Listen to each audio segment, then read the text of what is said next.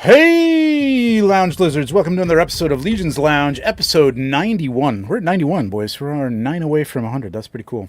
Start thinking about what we're going to do for the big 100. Yeah, we really should. We really should, because it's going to come up faster than I realized. It's only 18 weeks away. I know. I know, really. Yeah, actually, when you think about that, it's almost going to be the end of summer before we get there. That's we get that. Exactly. This is where we talk about all things Mythic Legions, Cosmic Legions, Figura Obscura, customs, and other Mythic-related action figures and stuff.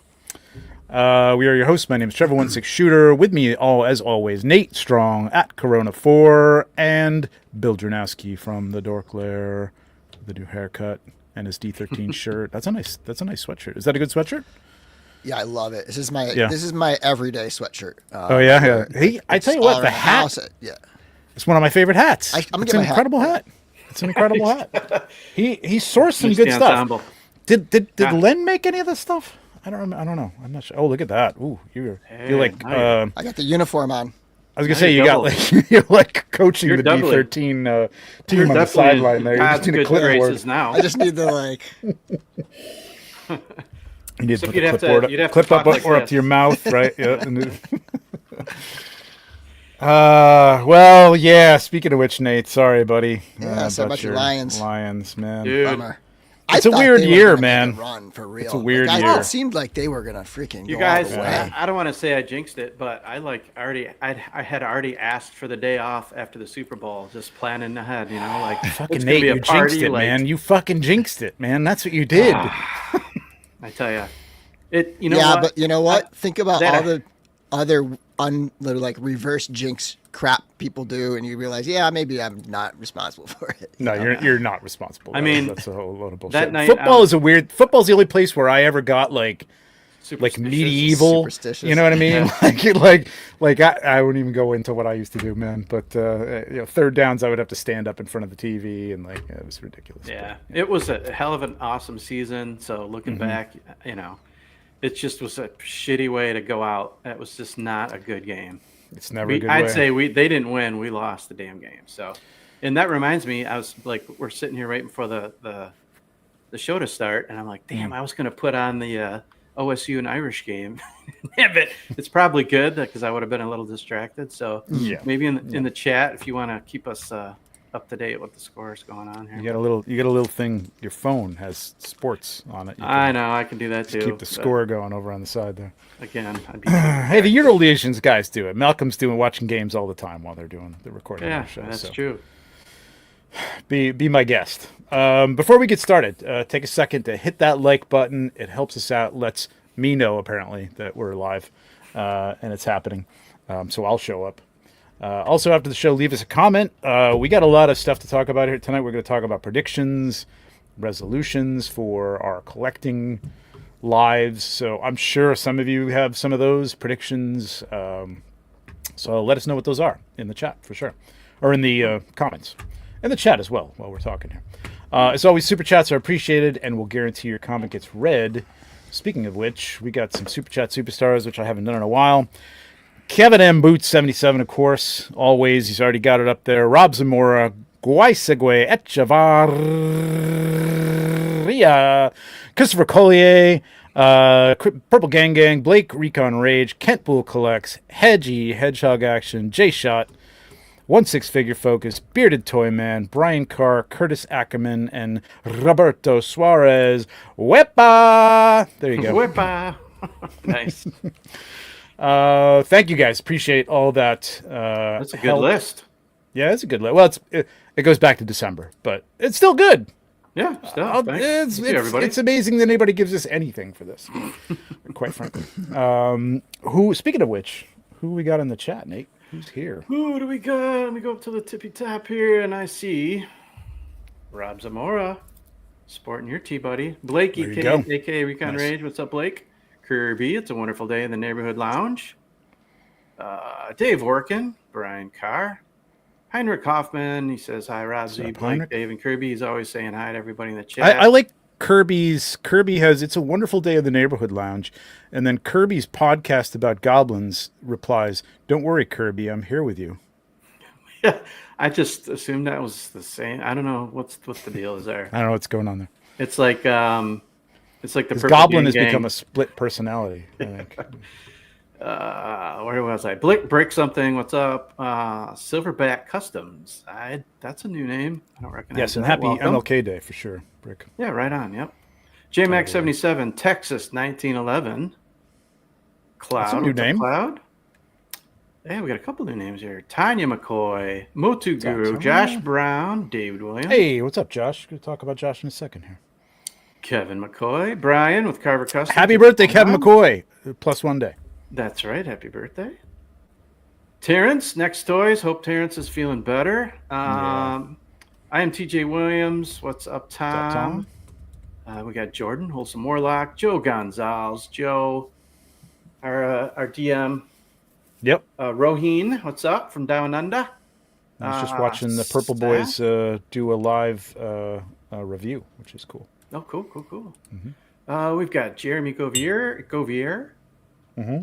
Collecting Brothers, Stacy Lynn, Jesse just shelled it. What's going on? They had a great show last night. Yeah, there was a good show. Speaking of, with Greg Schmerk and the week and before Burger. too, with Blake and Roberto. Yeah, that was awesome. Corey Meyer, Mr. Ryan Clark, Hey, Alberto that's Mr. Ryan Nor Clark. Kaiser FX, Jeremy Govier, we said him. Mike V, that's Thanks, me. Ryan. What's up?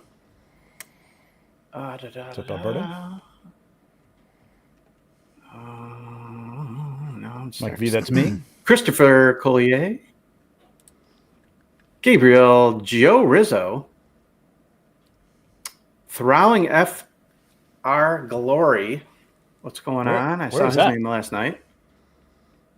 I didn't see that. Way down. Yeah? I'm getting William Houston, Steph Ork. Okay. What's going on? Van Johnson's with us. Ruben Medina, David Smith, and Jake Rawson. Man, we got a lot of people tonight. This is awesome. Yeah. Ender's Shadow. What's going on? What's up, Patrick Brewer, Joe Suter. What's going on, Joe? Hey, and what's up, I'm going to Joe? go back up to the aforementioned Kevin and Boots. Welcome to the lounge. Grab your favorite libation, sit back, and enjoy the show. Thank you, sir. Cheers. Cheers, It's not a show if Kevin doesn't start the show, man. It's, right? It doesn't feel the same. Question from the chat. Oh, I okay. lost track of it, but somebody asked, when are the here it is, William Houston. When are the in-stock things going to ship? And according to the web page where you ordered them from, it says as much as 4 weeks from when you ordered. Yep. I haven't even gotten a shipping notice yet, so yeah. Nope, me neither. No special treatment here. I haven't gotten mine. I only got a few things too, and they're coming. You're gonna get them. they almost they never miss. So you're gonna get them. Those guys, they work their ass off, so don't think they're just sitting around. They gave cranking. an update. They gave an update recently. They were saying there's a good chance they're still working on that stuff when Necronominus arrives. So there could be overlap. Yeah, there. there's going to be some overlap. Yeah, that's and that's a big part of their motivation to get the stuff out, because that's going to be a massive, massive order coming in. I think they said 5 there's a containers. lot of picking, packing. There's one thing that I don't even know, and I did ask Jeremy if there's different. This is going to make Joe Gonzalez a little nuts too. But if there are different SKUs for each of the builds, right? And there are, but I don't know if those are internal or if those are actually on the boxes. I mean, I imagine they're picking and packing those visually and not like scanning them, but I could be wrong about that. I don't know if they do that or not. I bet they have them coded, right? Right. So like visually coded too. So like they have the stacks of the, Oh, yeah. Yeah. Right? I'm saying like literally scanning, like is the SKU on the box different than the SKU on the other boxes? Like because we're using the same boxes, or at least the same inserts that I from the event. Legions Con, yeah. Armory. Yeah, from Legions Con, from the build, and I don't know if they went and put different UPCs on those so that each box has a different UPC. Did you get yours in? No. Oh, okay. Oh, yeah. Because those are from. I don't know if those are the ones. If the Christmas ones were. Oh yeah. Those both have the same. I think because they made those by hand and just handed them out. I don't think that would probably be. But I'm wondering if they're probably these are probably all the ones from the Armory. That's what I'm getting at. Like, so, like, it's not officially, it's an officially a figure, but it's not officially a SKU. That's an individual figure. So Someone if you in the manage to chat get got the it all parts- in. They can look at them and let us know. Okay, yeah. Somebody, if you got it all in, let me know. Wepa. 293 days. Man, that seems like a long time, man. It does. But it won't be. It won't be. It'll be June, and we'll be like, oh shit, I gotta start. It'll be getting June. this. We'll be having our 100th episode, and we'll be like, damn, it's right around the corner. Right? That's right. 100th episode, we'll probably have to start the road to Legions Con right after that, pretty much. I'm starting the road to MesquiCon right now in my mind because that's Mm-hmm. that's within reach. Is that the next big thing coming up here? I What do we think got? there's something right before that, or it's right You're right. after. We got somebody. Well, actually, let's talk about the last thing that happened, which was Geeking Out Yeah. 2025, and we got a guest on the show to talk a little bit about Geeking Out, and maybe he'll hang around with us. We'll see if he can. From Saturday Day Live and Customizing Fame and Fortune. It's late night. I don't know if you wanted me to do that. It's not late night LeBron. It's late night LeBron. What's up, buddy? What up, fellas? What's going How you on? doing, man? I'm doing Hey, good, how you man. Doing real good. Good to see you guys. Good to see you, you, pal. man. Good to Hell see yeah. you. Hell yeah. What's new?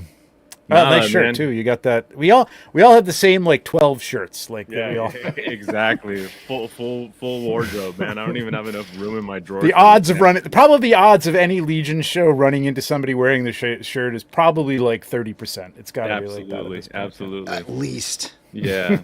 At least.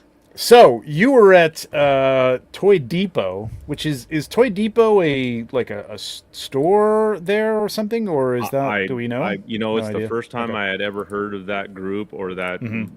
I think it's like a small like toy store somewhere in Okay. that general area, and they are the ones that throw that show, the Geeking Out show. And from what I know, I think it was only like their second year doing it. So. Because I had Okay. never heard of that show ever before. So when Jeremy announced it, I was like, what the hell? I'm like, I know like pretty much all the shows that go on around in Southern California. I've never heard of that show. So Yeah.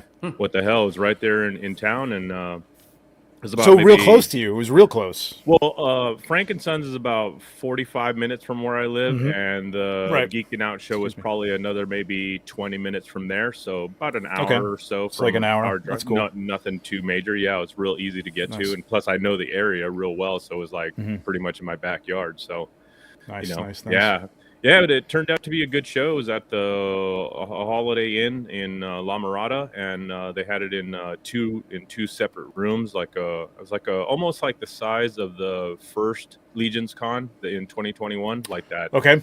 About that size of a room. That was the main room, and then they had Well, another- wait, the bingo hall one or the one that we Yeah, were in no. the first year? No, the bingo hall one. Oh, okay, the bingo or hall one. Yeah, Okay, yeah, gotcha. or the cafeteria or whatever the hell we were Yeah, at. yeah. The PAL, Mhm. yeah. About that size of a room, so pretty decent sized room for a smaller toy show. And Okay. I mean, it was stuffed to the gills with tables and vendors, and had all Nice. kinds of cool shit, man. I was pretty impressed. I didn't know what to expect when I walked in, but lots of cool stuff to look through and pick through. A lot of like loose figures and stuff. A lot of old like turtles and wrestling figures and what have you. Okay. I mean, all in plastic bags, and just stuff to just pick through. I mean, there was a lot of stuff, a lot of fodder figs out there for a lot of people to pick through. So Nobody else like the Horsemen though, direct from like a manufacturer or a producer or anything like that. There was the only ones that were there were the Super 7 or anything like that. there was a Fresh Monkey McFarlane Fiction was thing. there, right? Yeah, Fresh Monkey Fiction was there that's with right. these guys. So yeah, I was really stoked How, to see dude? those. How Yeah. great is that? Yeah, Right? yeah. I'm telling you. I was on the fence from the very beginning when I saw these, and I was like, oh, those look so good. But I'm one of those people that Hold it up. Show the class. I Show the have class. to. I have to see it in hand. Yeah, I know. And yeah, they are amazing, dude. I mean, they're freaking absolutely. It's like amazing. Universal Monsters meets GI Joes. It's like it's like everything I meets- really wasn't meets into World but War wanted to II. be into Super at World super War cool. II. And monsters, like I'm like Yeah, I that's I cool. love everything about this, man. I'm getting I'm like pumped the that- suited figures now, Yeah, like and the then guys I with also- just I also generals got and the- shit. I You also know what I got mean? Like, Sleepwalker. Oh, so nice. Yeah, busted I got them all the out. sleepwalkers are must-haves. Yeah, dude. I'm Plus, so like- psyched they're going to be at Legions Con this year. Yeah, me too. Yeah. I was Mhm. talking to the guy. I'm sorry, I don't know the guy's name. The guy who pretty much represents the company or whatever. God, I do, and I can't He's remember like it right the off lead the top of my guy, I head. guess. I was talking Yes. to him for a while, and yeah, I mean, like I said, I was on the fence until I got a chance to actually see these in person, and once I saw it, I was like, all right, I'm grabbing a couple right now. So, yeah, that was really cool to see those Donner guys. Party's And then big one on my list. they had I posted a couple pictures on my post, but they had a table there that was kind of representing the McFarlane Toys studio. So they had a bunch of like non-released like prototype figures of like some Batman figures and some Bill Spawn Murphy. stuff. That's right. And Bill Murphy. Yep. yeah, so yeah, it was really cool, man. Like I said, a lot of cool stuff to see there, a lot of cool stuff to go through, vintage, modern, you know, a lot of DC, you know, box figures, Marvel Legends, what have you, but All right. a lot of like loose vintage stuff. It was really Okay. cool, That's cool. man. Really cool. Yeah. Good. And by the So, time good I show. got there, they opened up at 11 o'clock. And I want to Mhm. say we Late got start. there around maybe 11 because we were at Frankenson's from like 9 o'clock to about 11. And then we took a drive down there. And we Okay. got there maybe about 11:45. And by the time we got to the Horseman table or to, you know, the table, man, they were pretty much cleared out, dude. There was Wow. like, I mean, it was slim pickings. And The from what Horsemen, I really? saw- yeah, Wow. yeah. They were down to maybe, I don't know, like 20 or so of the armory figures. And they had a Wow. couple of like cosmics. Mhm. And that was pretty much it, dude. Wow. They were Good. like, I was super stoked. I Was was this like, 2 days or 1 day? a single day? It was only Saturday. Single day. Wow. Okay. Yeah, That's pretty. Yeah, I gotta imagine cool they're for not a bringing- small show. Yeah. One day only that it got the Horsemen. Jeremy Yeah. can go all the way out there for that. That's pretty awesome. yeah. It was like I said, I was super pumped to finally see the some kind of Horseman representation out here in Southern California, man. Because I mean, we all know it doesn't happen anymore out here. So I mean, Mhm. And I it's- was super stoked to. It's good to like see them sell through because then Mhm. that is going to incentivize them to go back. That's a Yeah, big deal. yeah, the yeah, collectors yeah. have to show up if they Yeah. want Yep. them to keep coming. Yeah, And get people there as well, like right, like if you know that's the way it used to be at Toy Fair, ToyCon New Jersey. Like you got in line early, Yeah. man, because like Yeah, stuff was yeah. gone. Like they had, Yeah. and you know back then it was rare, but it wasn't as rare as it is now, obviously. But like, yeah, that's good. That's good. It's good that they, I'm sure they only brought it. I mean, it's a long way to go. Like you got to ship that out there. You're losing money on shipping right off the bat, off the top of the cost of the product. You know what I mean? So yeah, and it was just Jeremy and Jacob, his boy. So I mean, it was just those two guys just running Yep. the entire table. So I mean, they were doing it all by themselves. So I could only imagine he was kind of limiting the inventory he was going to bring with him because obviously dealing with all that stuff had to be a chore. You know what I He mean? did actually talk about this. Now that I think about it, Toy Depot I think is a store, and either Toy Depot is a store or they were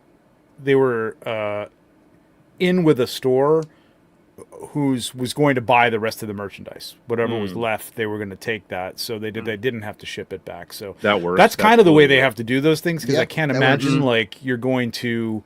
Like you're double shipping it basically. You're shipping Right. it over to New Jersey, then you're shipping it back, and then anything you got left, if you got to ship it back, you're making no money, and it's not even worth it. I applaud them for just even going because it's like great because the absolutely. fans in California have been asking for. I mean, we got the event going on, but it's not an official. It's a street, street crew thing, but and there's not a lot of stuff. But like this is great. Yeah. It's fantastic. If they can keep doing stuff like this, it'd be fantastic. It'd be great. Yeah, and I was super pumped to see a lot What's of up, Benny? people out there. What's up, I Yimbo? ran into He Mike was out there, and Nice. Elliot Lee was out there, and I saw a couple of Saw other Elliot, guys yeah. that I didn't recognize like we all know each other, but saw a couple of guys out there with Four Horsemen shirts and Cabal shirts, and and Nice. like I said, and a lot of people walking up to Jeremy and introducing themselves for the first time and getting to talk to him, and a lot of people Cool. asking, hey, what are these figures about, because maybe the first time Yep. seeing them or whatever. So it was really positive, man. Like I said, That's good. Good on them, and I'm happy that they had a good show out there. They Awesome. seemed to do very, very well. So Cool. really stoked. Cool. It was cool, man. It's awesome. Yeah, you there's pick a lot anything of up? people that just can't come out to Legions Con. Yeah, so there's gonna absolutely, be absolutely. a lot of Or- faces that you've never really seen. I mean, it's a hike to go to San Diego, like, and it's an expense. I mean, I don't think it's quite the expense in New Jersey to go to New Jersey, but you know, to stay there because you know everything gets jumped up for San Diego Comic-Con like ridiculously. But it's still a hike. It's still a flight, a long flight, an expensive flight, a hotel. So yeah, it's great. That or any of the other 20 shows that they do in the Midwest or the East. You know what I mean? I mean, everything's in the East Coast. Oh please, California gets enough. Don't start crying, man. You got Frankensons right up the street. What do you just shut up? Get out of here. All day long, baby. All day long. Did you pick anything up from the Horsemen, or did you just pick up? Oh, yeah, you did. You did pick up a couple things, right? You know what? I mean, I went down there with the intention, obviously, to support the table and, like, you know, to, show my support or whatever. So I was like, I mean, I could have easily, you know me, man. I could have easily cleared the table, but I was like, I'm gonna grab a couple of figures and leave everything for everybody else, for guys that have never had a figure or, like I said, never get to go to Legions Con like I do for every damn year. You know what I mean? But I picked up 2 more of the what is this? The gunmetal. I love that gunmetal. And then they had one more was left on the table, so I grabbed him. He's the gunmetal with the black leather. I got that. To me, that's like that's my favorite. Cool. That and one of the red ones is my favorite. The evil. I wanted to get a few more of the red ones, but the only thing I didn't like about the Armory pre-builds that they have available or that they had available, even online, the helmets? That's why I didn't buy it. No, they don't have them with the red pants. They only have them with the armor. No, none of them have pants. None of them have. They had brown pants. Cloth. But the ones that I none of these builds have cloth pants. I built the Armory they had the red pants available, so I built mine with red pants and red like the red cloth arms and stuff. Right. I have them almost like a samurai style, you know what I mean? And I wanted to build a couple more of those guys, but they didn't have them available. So I was like, it was kind of a bummer. It was like a letdown for me. So, but yeah, I picked up 3 Armory builds, and like I said, I could have grabbed plenty more on the table, but I mean, I was like, you know what? I'm just gonna let it be and let everybody else have at it. I mean, the guys that have, like I said, never got a chance to see the Horsemen in person or get an actual figure in hand like that. I mean, let it be. You know what I mean? Was there a date when this in-stock sale is supposed to end? I forget. Did they ever announce that? No, I don't think so. I think it's open-ended. I pretty much think it's open-ended. Yeah. Yep. Yeah. Which is amazing, man. Like all the days that we wish that we could just go on, right? Just throw Horsemen and just like, hey, maybe I'll order another one of these. Stuff will slowly sell out. The heydays, like the heydays when you used to be able to go on to BBTS and just pick Mythic Legions, like whatever, or anybody, right? Yeah, exactly. It's like, oh my god, that was. Well, speaking of pickups, I was going to say something else. I can't remember what it was. So you picked up that. I don't know what it is. Like, why are we so excited? Like when somebody else gets into like an addiction that we have. Like, I'm so excited that you got a Monster Force figure and liked it. I don't know why. Yeah. I don't make any money from that. I have no stake in that whatsoever. It's exciting because they're cool. I was at the ChrisCon meetup. It's a toy meetup from Chris. ChrisCon. He does those every once in a while. And there was a bunch of people there, and I think Chris actually had a Monster Force figure.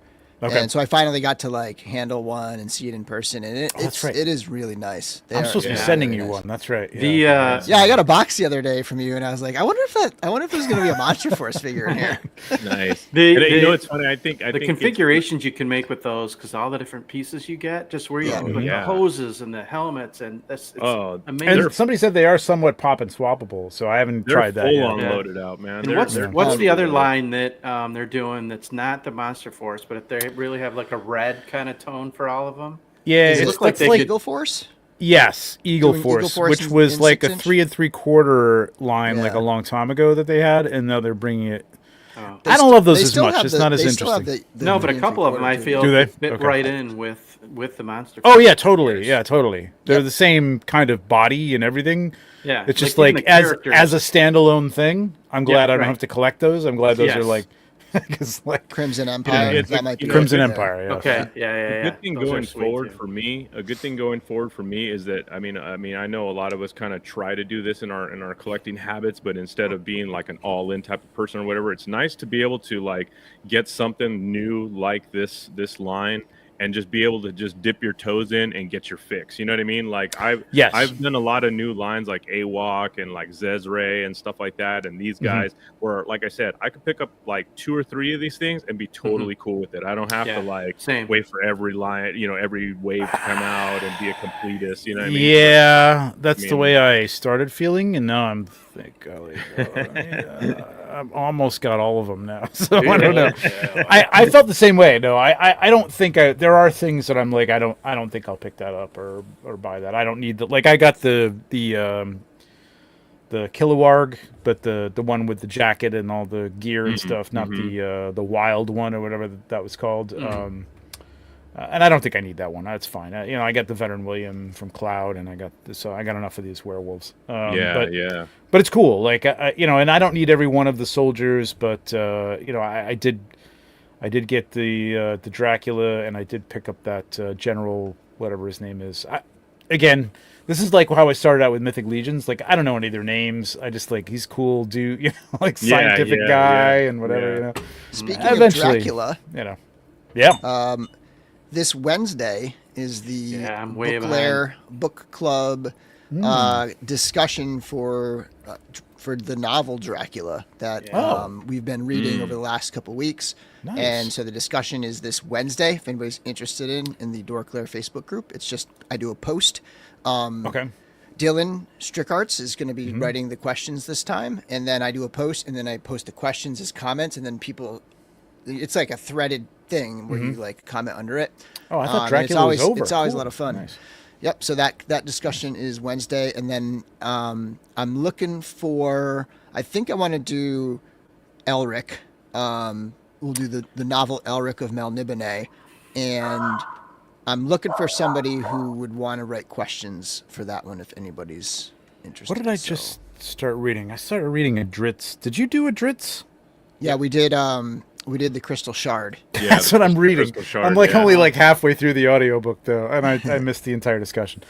I would love to like read the whole thing. Like, would you ever consider doing like a kind of like the Cabal live thing? Like not anything recorded, nothing online. Yeah, just, everybody get together and just chill out and talk about. Yeah, that'd be cool. I'd like to do that. Real quick, Kevin Boots. We were talking about Monster Force. Sounds like maybe a new show. No, Kevin, I don't need to do that, please. Monster Lounge. The monster. Yeah, there's something that I'll workshop that, but I'm not going to do it. Somebody will pick up the mantle, Curtis. Exactly. Absolutely. All right. I just want to show up a couple things. I don't know if you guys got anything. Eric kind of showed off stuff he picked up. I don't know if I showed these last time. Yeah, I got one more thing. Hold on, I'll be right back. Okay. I think I showed these off on another show, but Giovanni Bly had a sale. So bummed. And I picked up. How cool is that, man? That's gorgeous. Awesome. I've already got this one. I'm working on this one right here. Damn. My light is really low on that side, but yeah, this is fantastic. This is going to be like my Anubis Bastet Guardian dude. Sweet. This guy I'm working on right here. I think I'm going to work him into kind of the thank you. The what is it? The Atlanta ATL 25 type of group. Like I might I know he's got a beard and everything, but like just have another guy like that. Like I think I do think he just kind of works into that. What bodies are you using? Did you paint these or are these? No. This is Calavius. Yeah, this is. I used his arm for something else, so I'm gonna have to strip the paint from that or give him an armored arm or something like that. But we'll see. I might even put sleeves. Well, Calavius only has one. One of his arms is armored. That's why it's like that. So I must have used another one then. I don't know. Well, I'll have to paint up another arm, but it's a perfect skin tone match. Like he does beautiful paint work, man. It's gorgeous. Yeah, I was so bummed I missed that sale. Trevor, go back to me. And then Josh Brown, I picked up I don't even have everything out here. Like I picked up. Oh yeah, I do. I picked up Robo. So I gotta get that. Damn nice. I forgot. He's probably so awesome. This is such a cool thing. Josh is in the chat. He's doing. I like how he has a derby cap. That's so cool. And I picked up a painted piece of his, which is the pirate. So I'll start working on this with like a Jacob Marley type of thing, like everybody else is doing. But like I do have some ideas for this photographically, so that's gonna be fun. Awesome. Yeah, and that's it. I mean, I got a lot of stuff in there. I got the rabbit, Eric, that I bought from you. I got that head because I want to do something else different with it. I picked up like 4 more of those heads. That head is super cool. I love that head, man. It's fantastic. I want to shout out Grim Elemental. So they did some random drawings for people who placed orders. It's funny. I haven't opened my order yet, but I opened the thing I won in this random drawing, and it's a full. It's not assembled right now. There's like heads and bags and stuff, but it's a full 3D printed custom Glyos compatible figure. You can see the Glyos peg up there. Nice. That I'll paint up. So just thought I would shout out Grim Elemental. That was a pretty cool. That's cool. Hell giveaway. yeah. Nice. Hell yeah. Did you pick up anything, Nate? Anything come in? Looking at the score? Nothing necessary. Yeah, I was just looking at the score. Nothing new other than I just posted that. I was calling it my steampunk shot with that new head. Oh yeah, that's that I got from Mark Calvo, and the body was from Jeff Diss. It was the repaint on what the heck's that Cosmic figure's name? I'm blanking out, but I mean, I've got a bunch of other heads and stuff in that I've been lining up to get in the studio. I'm going to be posting a new shot after the show tonight for the Myth and Fantasy toy pick with another custom head. So nice. Yeah, I love that steampunk thing you did, man. That was fantastic. Hell yeah. And if you heard that sound, I don't know if you heard that sound, but apparently Van had a senior moment. He put down the tapioca pudding, and he tried to, instead of texting me, he called me. He video chatted me on but I mean, he doesn't really know how to use the technology. It's that beard. It just gets in the way. He can't see the phone. Half in the bag, I'm sure, after that review or whatever. Yeah. Here's something right up your alley. Trevor, you ready? I got you.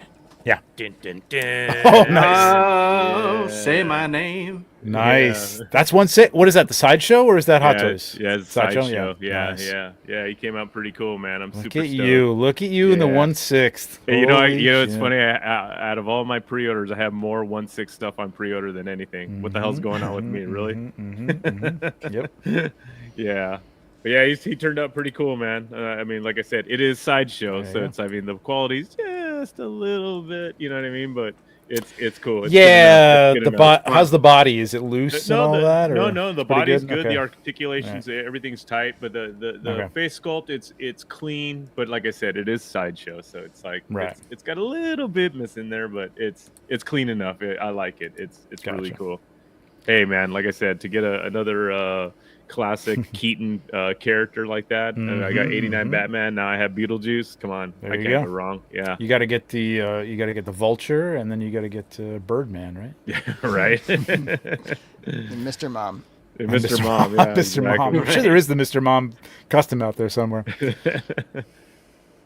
Let me share this real quick. So we did have Geeking Out. The next one, as we were talking about, I don't know, half an hour ago, MegaCon. MegaCon is huge, man. I would love to go to MegaCon. I don't think I can do it. But MegaCon's like big show. Stars, man. There's some big names that come to MegaCon. I've never been. Have you? Any of you ever been to MegaCon?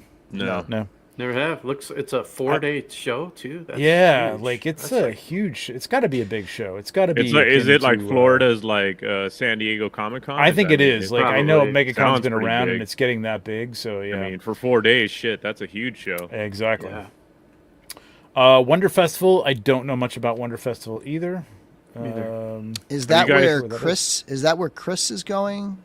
Oh, it might be. Yes. Are you guys any of you guys coming to Zolo? I am coming to Zolo for sure. That was That's the first one. I'll see you there, buddy. Really? You're going to be at Zolo? Wow. Yep. I'm flying in Friday afternoon, and I'll be. Nice. I'm actually going to be there Saturday and Sunday, and then I'm spending an extra 3 days there by myself, just touring Philadelphia. Wow, cool. Yeah, I'm just going to cruise around Philadelphia and just see what's what. You know what I mean? Nice. Yeah. Climb the Rocky Stairs. Yeah. Oh, hell yeah. Yeah. I'm going to go see the Liberty Bell. I'm going to go check out. You're going to climb the Rocky Stairs, and then you're going to be buying a 1/6 Rocky. Exactly. That's right. Running home and pre-ordering it. Yeah. I want to go check out the Frazetta Museum, too, while I'm down there. Yeah. Nice. Yeah. Yep. Cool. Yeah, I just wanted to say that I was planning to. I was going to try to go to ZoloCon, but... Oh, yeah. we're doing a family ski trip that weekend, and it's like, so my follow-up appointment for my finger injury is like Just gonna ask how the that's Monday of that previous week. So like I'm hoping like by then I'll feel comfortable going skiing. So You're Yeah. a madman.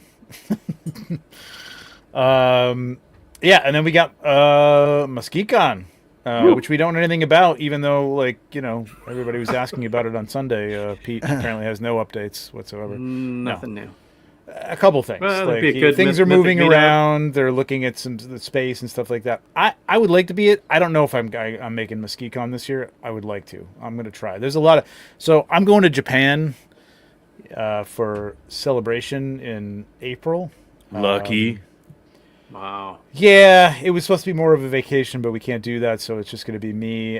But there is like a toy photography panel that we've been trying to get into Celebration for the last 3 years that it was in America, or at least London, and now we're in Japan, and they've accepted it now. So, Oh, no way. Great. So, That's cool. Yeah. Because It Tom's is cool. going, right? Tom's going. Yeah, there's a bunch of people going, but it is a Awesome. big deal. So like a Hell lot yeah. of the stuff around it, I don't know how much I'm going to be able to do. Wow. Toylanta, I am going to have a table there. Toy-Con, New Sweet. Jersey. I always swing into Toy-Con, Tons New of Jersey. shows. Yeah. Now we're into May and stuff like that. We'll talk about that later, but yeah, that's coming up soon. Other than that, the store, the store Horsemen is still up. You can still buy some stuff. I think all of the armory builds are still available if you want them, including the all-in. So, yeah. All right, kids, it's time.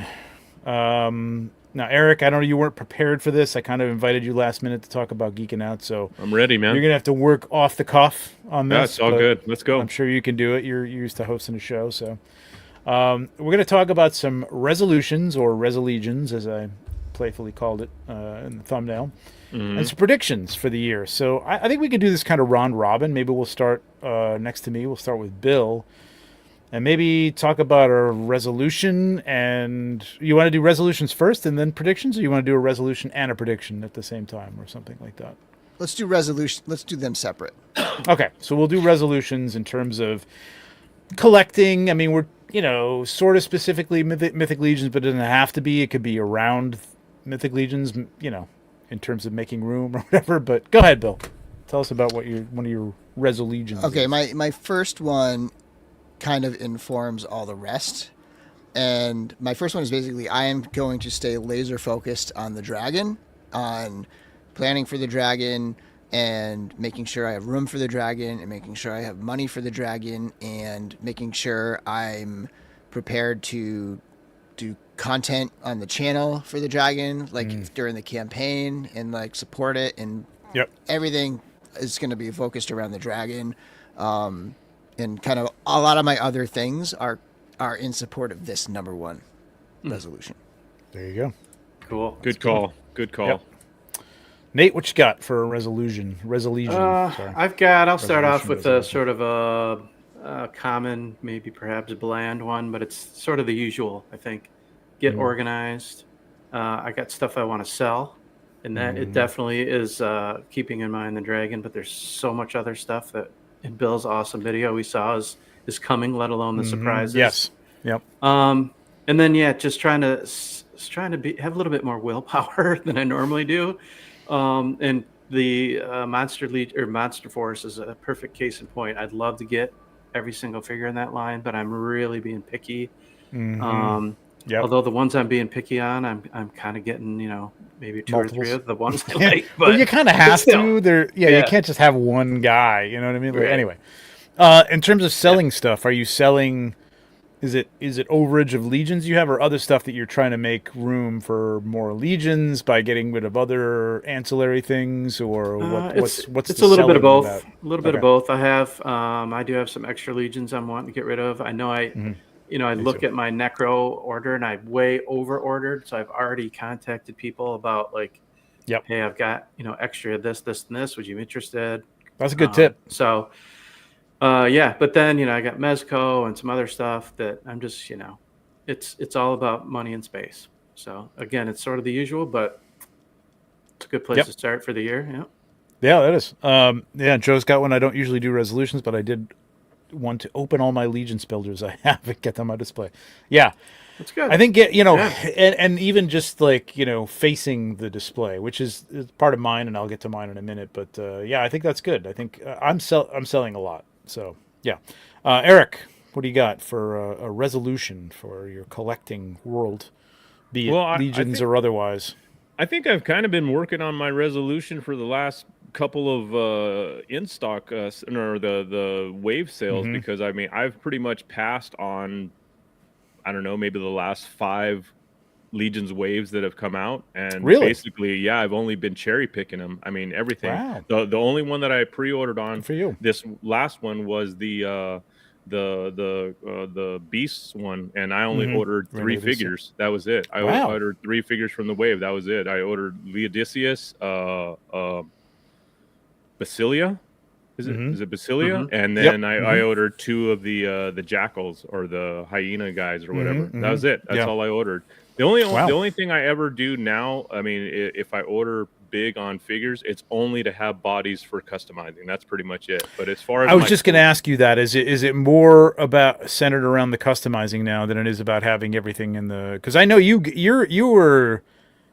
I hesitate to say, but I thought you were kind of a completist because you had a lot of stuff. Like you had the older stuff. I am totally. But you had a lot of older stuff. You were Oh, you were in for a while. You've been in since like almost the beginning, right? Yeah, 2019. I mean, yeah, I've Yeah. been in for quite a while, and even back then, even some of the harder figures were still easy to find back then. Right, So and you have a lot of those because I remember looking Yeah, through yeah. on a show like your collection, and you had a lot of stuff. I mean, But you gave I up have, on the completionism. Oh yeah, well, Okay. from the very beginning, I was never a completist because there was a Okay. lot. There's a lot of figures that I don't like. I mean, Yeah. I'm not into elves. I'm not really. I mean, I have a couple of vampires. I'm What do you not got into against elves? Templars. You know what I mean? I'm just It's kidding. like exactly. Yeah, yeah. But I mean, it's just I don't, like I said, for me now going forward, just cherry picking everything has been my resolution, and it's been something I've stuck to. And like I said, especially with space and a lot of my collections, like I have a nice Mezco collection that I feel for me personally is complete because I have the characters that I want in that collection. And same with like the Mondo 1/6 Motu figures. I have the figures that I want in that collection. So each of my collections I look at, I feel like they're complete already, so I don't have to constantly buy new shit. You know what I mean? So it just helps me out in the long run. I mean, both space wise and financially. So that's the way I'm going. I'm sticking to it. Right That's on. good. Well, good for Focused. you. Yep. Yeah, because we say that all the time. Yeah. Yeah. We break yeah. it. Yeah. I'm going to start with something a little different in that, like that is one of in that area is one of my resolutions, but more painting. I want to do more painting this year. Like I'm kind of getting things organized over there. As much as we have like addictions to buying figures, I have that, and then I've had addictions to buying unpainted parts, like painted parts too, mainly heads. And like I get back from Legion's Con, I'm like, I have nothing to do with these heads, which is why, like with Giovanni's, I got it out here, and I'm like, okay, I'm going to start putting something together because if I don't, it's going to sit on the shelf, and I'm not going to get anything done. No, I feel that. I feel that for sure. Right? It's hard, and then I'm buying all these parts, and I have a whole rack of heads that are like half painted, started to paint, primed, and then just like boxes of stuff, and I've got to start painting it, or I've got to kind of bite the bullet and say, listen, I'm going to sell this at Legion's Con. Just sell, stuff that I have that's unpainted. And there's some good stuff there. There's some older stuff that you can't get anymore, but I would really like to paint it, and I enjoy painting. It's just been, this year has been all about, well, what we didn't talk about in the news, like an idiot. The book, because I don't think we talked about the book. I'm just going to go over to this because I'm an idiot. Speaking of old parts, I mean, like me, I have a ton of like old My Action Figure customs like head sculpts. That's what I mean. Yeah, me too. I would normally throw those on a bunch of customs and sell them, and now I won't use them because you can't get them anymore. You know what I mean? So I know. it's Then they become like hoarding items. shit. Relics. yeah. Well, they're. I mean, to me, it's like a collector's item. I mean, because nobody they don't make them anymore. I You know. know what I mean? So it's I like, know. yeah. So And now I have, soon there'll be now I have planetary 2 of dog those. toys. Yep, Same. yep. That'll be the next one. Same with that. I have a bunch of their stuff, and I'm like, oh, I don't want to use this. You know what I mean? Because it's Yep. We just coming to you and Noah Pratt for all that. yeah, exactly. Hoarding all those heads. So this is how bad I am at self-promotion, and this is even self-promotion because I'm not selling these books, but it's kind of. So yeah, the first 10 years book. Oh yeah, that book. Yeah, that one went up for sale. Actually, I think we talked about it a little bit because the last show we did, Nate, was you and I buying stuff from the in-stock sale, and that counted as one of our episodes. That's right. So we have not talked about this at all. Okay, that's right. So yeah, this is coming out. It's $49.99. It's going to be over 360 pages. And this kind of feeds into, I guess, my resolutions because I'll be done with this in like the next few days, hopefully. Nice. Nice. Completely. And well, probably not completely, but almost. In terms of going back, I'm gonna have to talk. I'm gonna have to, take a look at some images like this and just adjust for print because print and web is a whole different thing. But yeah, it's going to be fun, man. It's awesome. a killer I can't wait book. for this. Jeremy's done a lot of work on this, laying this out, writing stuff up for it.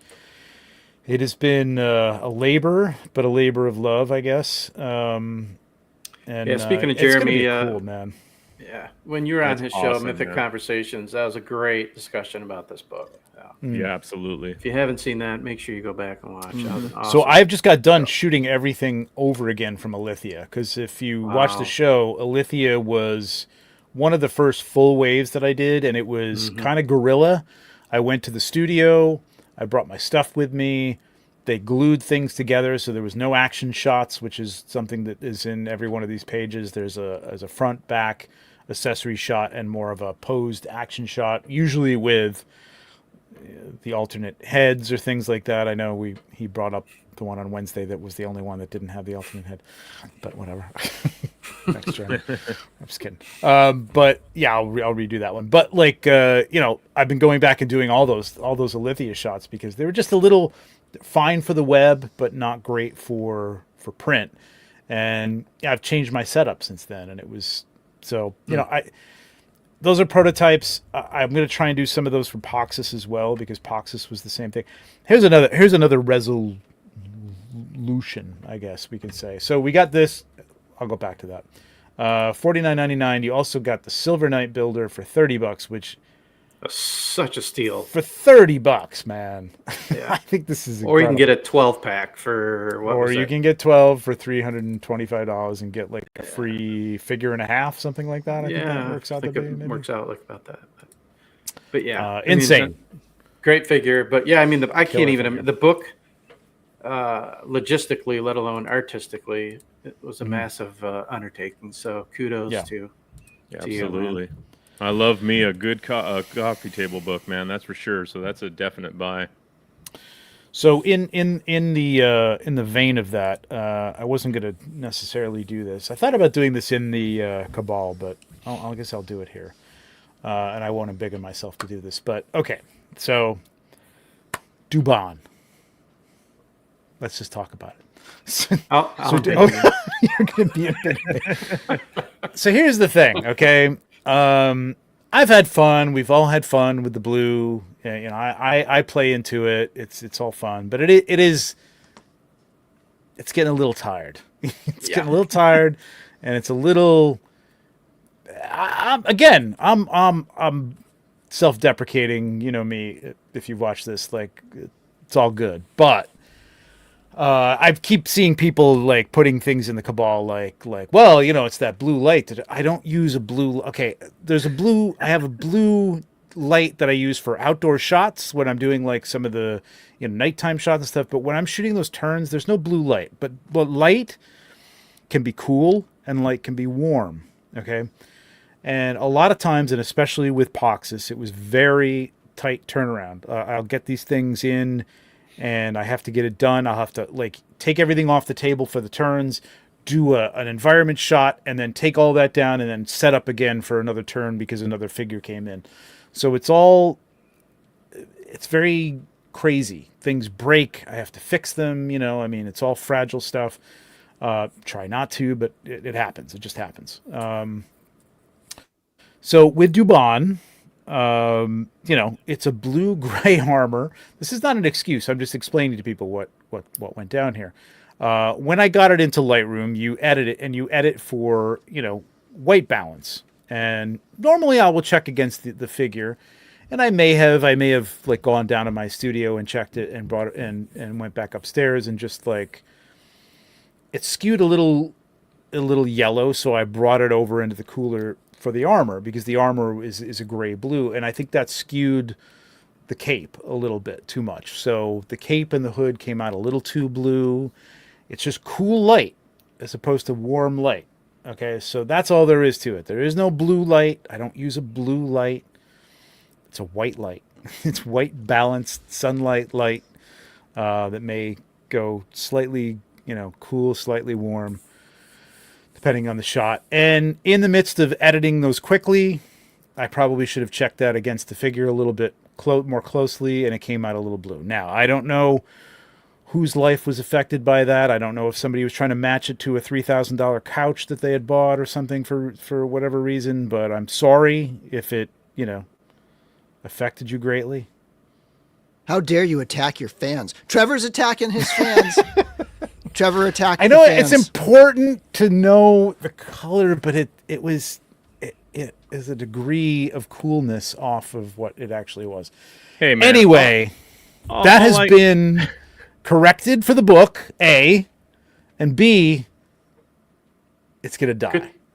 Hey, all I have to say to everybody out there is, unless you could take a picture half as good as Trevor can, check your fucking opinion. Shut your damn mouth. Exactly. No, it's not even an ego thing. It's like, yeah, it was a screw up in terms of the editing part of it, and it was fast. I was trying to move fast. In fact, I think Poxis, if I remember correctly, I was shooting stuff the day of intern/GCon, because intern GCon was the same day at that point. And I was literally came into the studio for intern for a day, and then we got all the magic stuff done. We just printed it out. We got to shoot all that stuff. So all the magic stuff, and I think there was a hand pack or something like that that had to be shot the day that they were going to show it online. So I'm editing it at intern for a day. So that's how that thing went. You know what I mean? It's not always that crazy, but it is kind of crazy. So stuff can happen, is all I'm saying. And I think I strive for the images to look good and to be representative of the images, but sometimes, as they say, nobody walks on water, bro. No one walks on water. Yeah. You know So that's it. That's my diatribe, and that's my resolution, I guess, out of that is to not let that happen again. But it also is to can we all just let this die? Blue light canceled. Just let it die. Blue light canceled. Please. Yes. I've had fun with it. It's been fun, but let's let it die. Anyway. Yeah. All right. I feel better. God, that was like therapy. Namaste. That was nice. I'm glad I was here for that. All right. Anyway, Bill, give us another one. If you got. Okay, so hold on. I want to pull up a comment from Jordan. Yep. Which is, he shouted out the Dorclair Toy Diet 2025, which That's is good. I like that. My phrase, my saying is I'm going on a toy diet. And that is basically, I want to get to the point where I have so few new figures coming in, especially like non-Legion stuff, just like all this the impulse buys and all the stuff. I just want to get to a point where there's so few figures coming in that like when something does come in, it's like a special event, and it's not like, yes, I was at the point where I would get a hot toy in and it would just sit. I wouldn't even be excited about it, like something crazy, and I wouldn't even be excited about it because I'm like, God, I'm overwhelmed. I have too much stuff. I got reviews. I got all this stuff. So I want to get to a point where like I'm just like starving for something new to come in and kind of like maintain that, so that when the dragon eventually comes in, probably like, next year or whatever, that I'm like, oh my god, it's finally happening, and it's like I got space cleared, and I'm just all ready for it, you know. So I want to be like starving for toys. Yeah. That's great. All right. I Well, like you that. need to put another dark layer, like sub category, you know, like so how you're training for this, like what's the willpower, like how you do it, man. Because Yeah, maybe you should come to I need Zolocon to and be run my up and down the stairs on the rocky stairs, and Yeah. you need to be my toy diet life coach, Bill. yeah. No, it's true, Yeah. man. Like that's exactly how I feel. Like it's still happening with Hot Toys, and I have taken cues from many people, including you, and like I'm going through these shelves, and you can't really see my Mando shelf, but it is depleting. Like things are going out the door. I sold a Sentinel the other day that was just sitting in storage because I bought 2 of them for some reason. And a bunch of other things. A lot of Hot Toys, a lot of things that I don't love. They look great on the shelf. They're cool to look at, but like they're not they're not Maria, what's her name? Maria Kondo. Like it's just not, they're not bringing me joy. You know what I mean? So like they got to go. Legions bring me joy. I'm really loving Monster Force, like loving Monster Force. You know, there's things that I get that I'm like, oh, this is pretty cool, but I'm really loving that line, and that's what I'm gonna stick with, man. And AWOC, I love those things. But yeah, there's a lot coming out. There's a lot to tempt your wallet. Yep. My mains, I'm at the But you're point right. where it's Legions and Glyos, and like there's a few other things I'm dabbling in, but like right now, if it isn't Legions and Glyos, it's not. You know, really, if it isn't Legions, because even Glyos, it's like it's not a priority because there's so many drops that I can just Right. once in a while grab one. But if it's not Legions, it's like it's on. First of all, it's on the chopping block, and second of all, it's not priority in terms of pre-ordering or getting it when it's just like, yeah, just toy diet. Yep, exactly. Toy diet is a good way to put it. And as much as I don't want to put things in bins, I think there's going to be some Black Series either going out the door, just blowing them out, or a few going in bins to maybe for the future. But the other thing is, it's like if I'm not going to shoot it, I love to collect stuff, but like I'm not enjoying it. I'm not playing with it. It's sitting on a shelf just to say like I like Star Wars. Okay. I've got a lot of stuff here that says I like Star Wars. I don't need everything under the sun to prove my love of Star Wars. It's just ridiculous. Like they're cool, but like if I'm not using them, then I think they got to go. So yeah, that's a good one, man, for sure. Yeah. We got a couple super chats. Sorry. Yeah, we got some Chris Angel love coming in here from Rob, and not with he doesn't wear socks, Rick. Rob. He walks on water. you would not walk on water with socks. Yep, yeah, that's great. I think within the Legions community and buying sphere, I've got to go on a toy diet within that as well too, because like just all the artists are constantly putting out heads and Dio stuff, and it's like I could go crazy even if that's all I focused on, and I've even just got to cut back on that myself too. Yeah, speaking about the diet, this past year I ended up selling probably about a good third of my collection. I ended up selling all of my Marvel Legends. I sold all my Black Series, all of my Masters of the Universe Origins. Did you keep your Joy Toy mechs?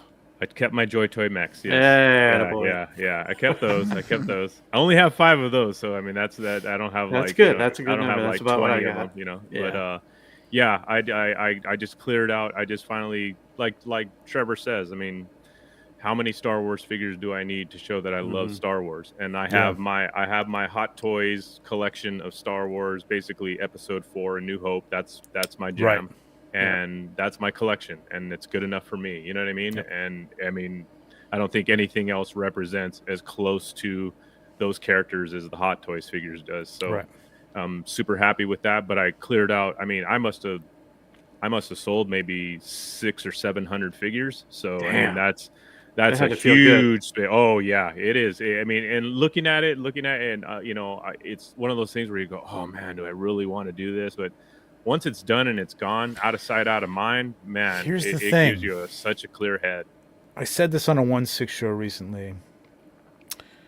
You can, advice to people just getting into it. Like, this is a little different because you're selling stuff. You can always get it again.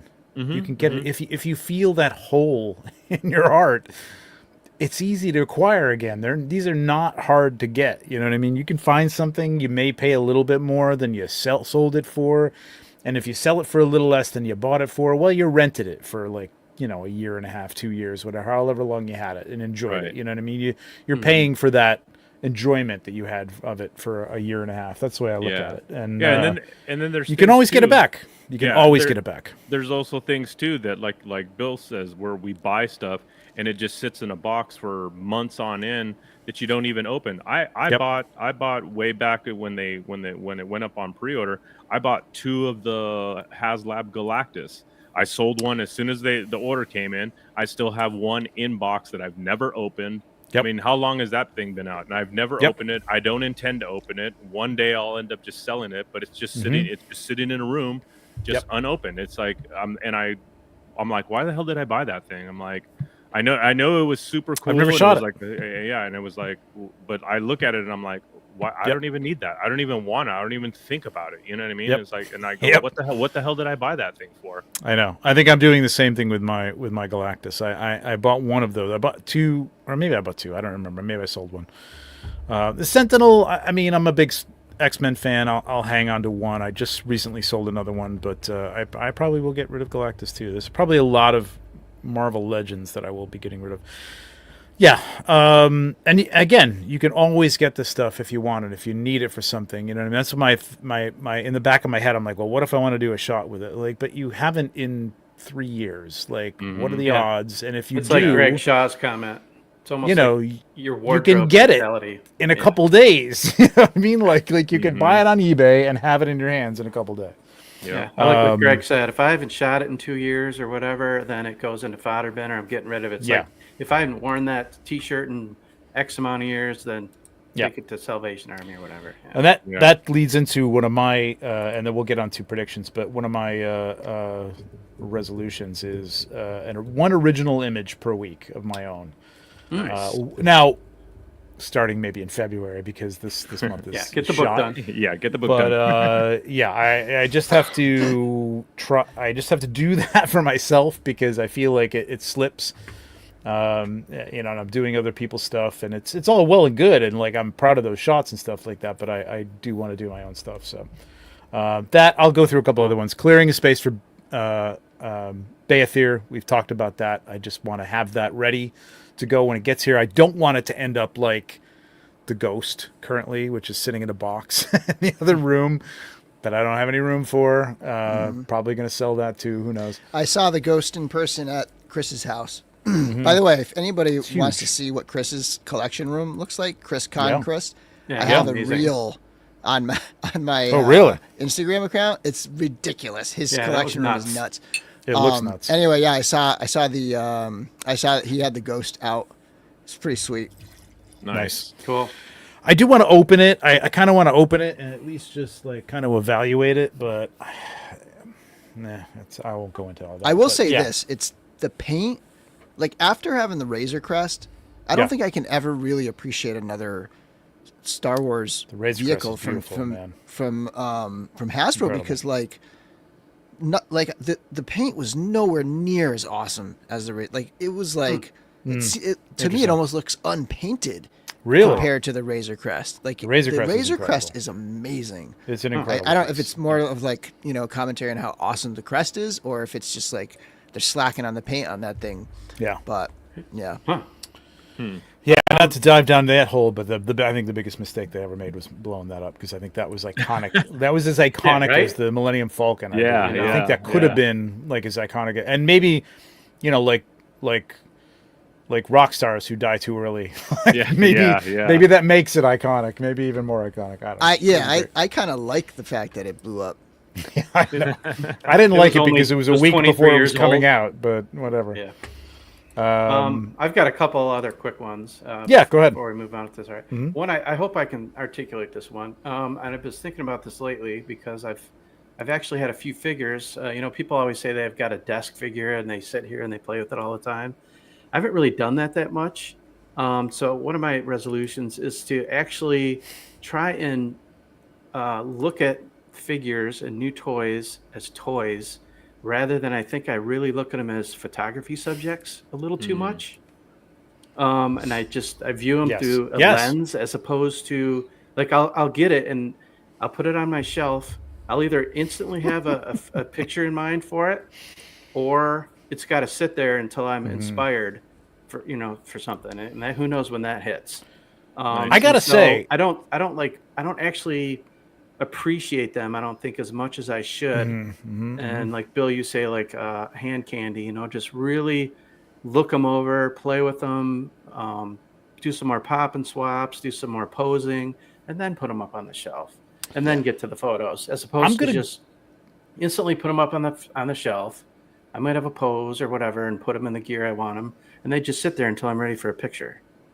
So I just feel like I want to appreciate it more. I'm going to give you some credit though, man. You do that a lot more than I do, and a lot more than other people. Like you get that new head in, and you put it on something, and you take a shot of it. And it's sometimes I do really like. One thing I do enjoy doing is highlighting and showing off the artists that I get stuff from. I usually turn those around, but I've got a long list of stuff because I picked them. I know. This past year. But it is cool that you do a lot of the custom stuff, and you get that out there. You know what I mean? Like that stuff that I don't do either. Like Curtis will remind me constantly that I've never taken a picture of the Avengers that I got from, I want to. Or his it's a goal this year. It's something that I have to hit. Like, I'd love that to be the cover of the next calendar or something like that. You know what I mean? So I want to do that this year. I mean, it's not a, how do I put this? It's when what you do is your job, it's like I want to do that, but there's times when I just want to break away from it too. But I'm going to do that this year. Like I just once a week I need to shoot something that I've got, Giovanni stuff, just like amazing stuff that I bought, and like I want to shoot it. You know what I mean? Well, that's good. We'll all relish and look forward to more of your personal photos. I think I need to get in on the myth and fantasy thing again too, just as a spur to like. That's a good motivation. That's a good tip for anybody is to get in on a hashtag or something like that, or a collab. For sure. I've got one more I was going to throw out there, and we don't have to get into it because I think we could almost do a whole show on this one. But I have been lax in getting like a rider or just insurance on my collection. I haven't done what I think I need to do. That's awesome. As far as that goes. So This is the year I got to get that done. Yep. That's a lot of work. I will tell you, like right now you got to start cataloging things. Like I started that 2 years ago, and I think half the stuff that I have photographed, I don't even have anymore.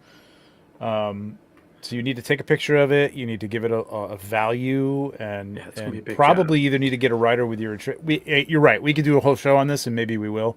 But that's a good idea. Yeah. For sure. I'm like, if I'm going to do that much work, I'm just going to sell it all. That's my mentality. You know what I mean? And like, just get to a point where my collection isn't so big that like it's going to be this massive financial hit if my house burns down or something. I'll tell you, man. You don't really think about that kind of stuff, but then when something like those LA fires that just happened, something like that happened, you look around and you go, shit, man, what would I do? You know what I mean? The thing is like. You grab the dog and your shoes and you run out the door. You know what I mean? And you can feel that way, and you will feel that way. I'm absolutely certain that I won't be like, oh my god, I got to get everything in the bin.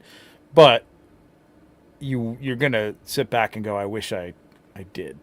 You know what I mean? So like it depends. It depends on the size of what you've got and what it is, and if it's irreplaceable or. But I don't know. I personally think it's a good idea, something that I need to get done. Yeah.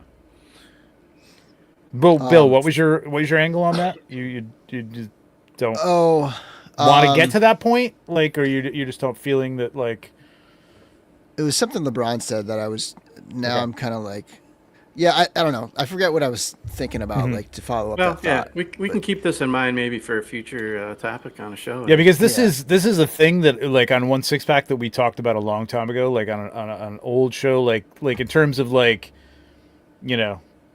like you can't take it with you type of thing. And you know what I was gonna and say? you literally You know what I was can't take it gonna with say? you if there's a fire or something like that. Yeah, So- that kind of mentality. It's like, so if I have insurance, like, it's nice to get the money back, right? Yes. Like, but I don't know that I'm going to be going back and just like going through that list and be like, I got to rebuy this and I got to rebuy this. Oh, No, I don't no. think You I know would what I do mean? that Like- either. No, the list is No. for the insurance company, basically. The list Yeah, I is know. to prove But, what like, you've got. Yeah, but It's- I probably my wouldn't go point back. is, like, Yeah. this stuff is stuff that if I'm going to Transient. do that whole process, like, and I know that if I ever lost it, I'm not going to buy it again.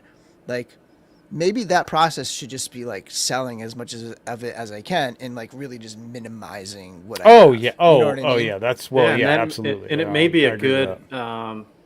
I mean, in the process of having to do that, it may make you actually motivated because you'll be organizing. You're digging stuff out of boxes. Oh my God, I forgot I had that too. So it's maybe also a good motivator to cut back and sell and all that stuff Yeah. too. So And then you're like, oh, I forgot I had that. Man, that's nice. I better put that on the shelf. exactly, yeah. Better get that $5 insured.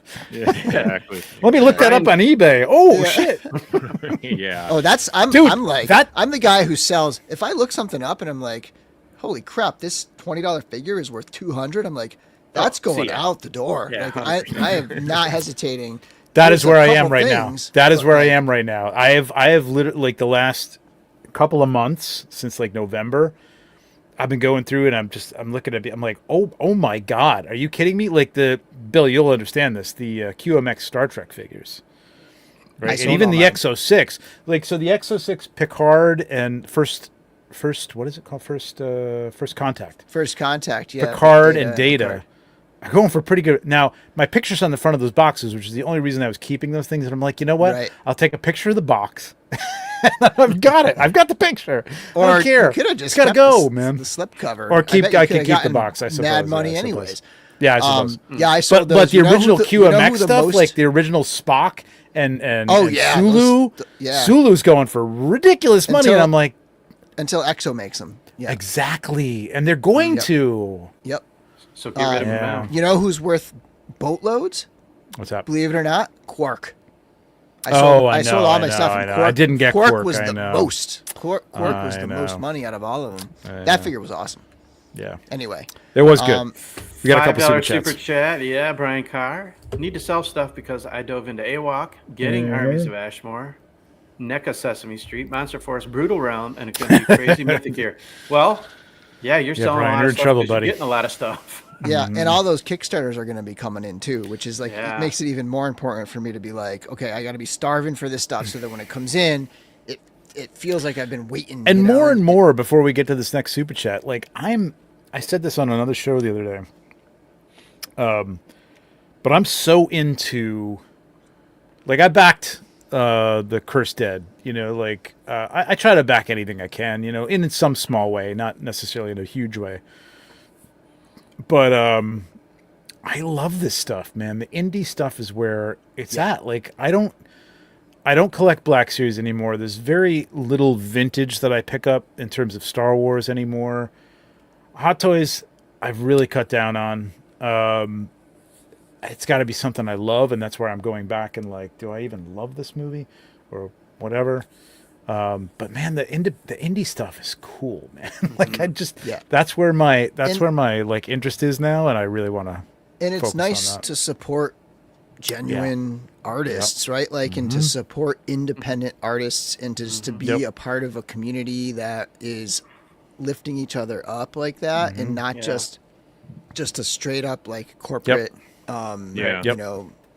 Totally Yeah. agree. Especially- And it's going to be we the have- cooler stuff going down the line. Like it is going to be the cooler stuff that like, not from a value standpoint, you know what I mean? Because I've told people in the past, and if you're investing for value, you're not, or you're collecting for value, you're not collecting or investing the right way. Not at all. Like not at all. you're doing both of those things wrong. It's Yeah. not for value. It's just for fun. But like, there's some cool designs. Like I just love the designs that people are coming up with. It's just really cool. Yeah, for and me. again, that's.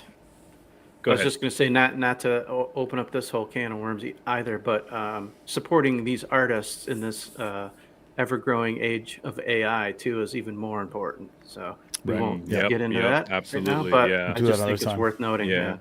Yeah, for me, a new thing that I've dipped my toes into, and I'm kind of all in on, and it's like I said, to support a friend and an artist is Armies. the line that Reynolds Cruz is doing. His little Oh, yeah. those little figures that yeah. he's doing. Hell the yeah, I'll little- be all over that. Yep. The Federation, the Galactic Federation Brawlers. Yeah, the Galactic Yeah, Brawlers. they're so cool. Dude, and they're so, I mean, it's a cool collectible little figure, and I mean, as far as space, that you could collect a bunch of them and not, take up a bunch of shelf space. And I just think it's cool. It's cool to support an independent, toy Yep. maker and something Great that guy, somebody's too. doing. Yeah, and totally Reynolds is the super best, super man. cool. Yeah, He's- super cool dude. I mean, And I'm excited for him to be into Golios. Like that's kind of what I Mhm. wanted from the like I'm kind of sad I didn't pick up those figures. I bought some other stuff from him at Legions Con and at IshCon, I think, and he had those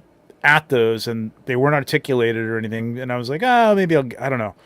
But now I wish I did, because once those are like Glyos, those are going to be like collector's item things, man. Because those designs are really super cool, man. oh, I they're think super they're gonna super be cool. amazing. Yeah, I love them. But yeah, like I mean, stuff like this is gonna Awesome. this could take over from my 1/6 figures, man. Like Oh, I know. I they're seriously, like the better that 1/12 gets and 3 3/4, 1/18, like Joy Toy gets, It's a gonna third of save the a lot of price. space. It's Yep. half the size. Yeah. All right, But Rob Zamora with the $9.99. $10, man. Thank you, brother. I've taken almost every single AWOC figure I've gotten to work with me since I started collecting. Made me realize I don't play with my toys enough. I buy them, pose them, and they just sit on the shelf. There you go. Yeah. Exactly. Yep. I'll tell you That's what, why like Glyos is amazing because Yes. like you have Put 'em no in your choice pocket. but to play with your figures. yeah. Yeah, yeah. I will tell you though, like in shooting the, I have, oh God, who's the? See, I'm getting tired. It's, who's Basilia the cat, leopard, Basilia? Oh, Balam? Yeah, Balam. What about him?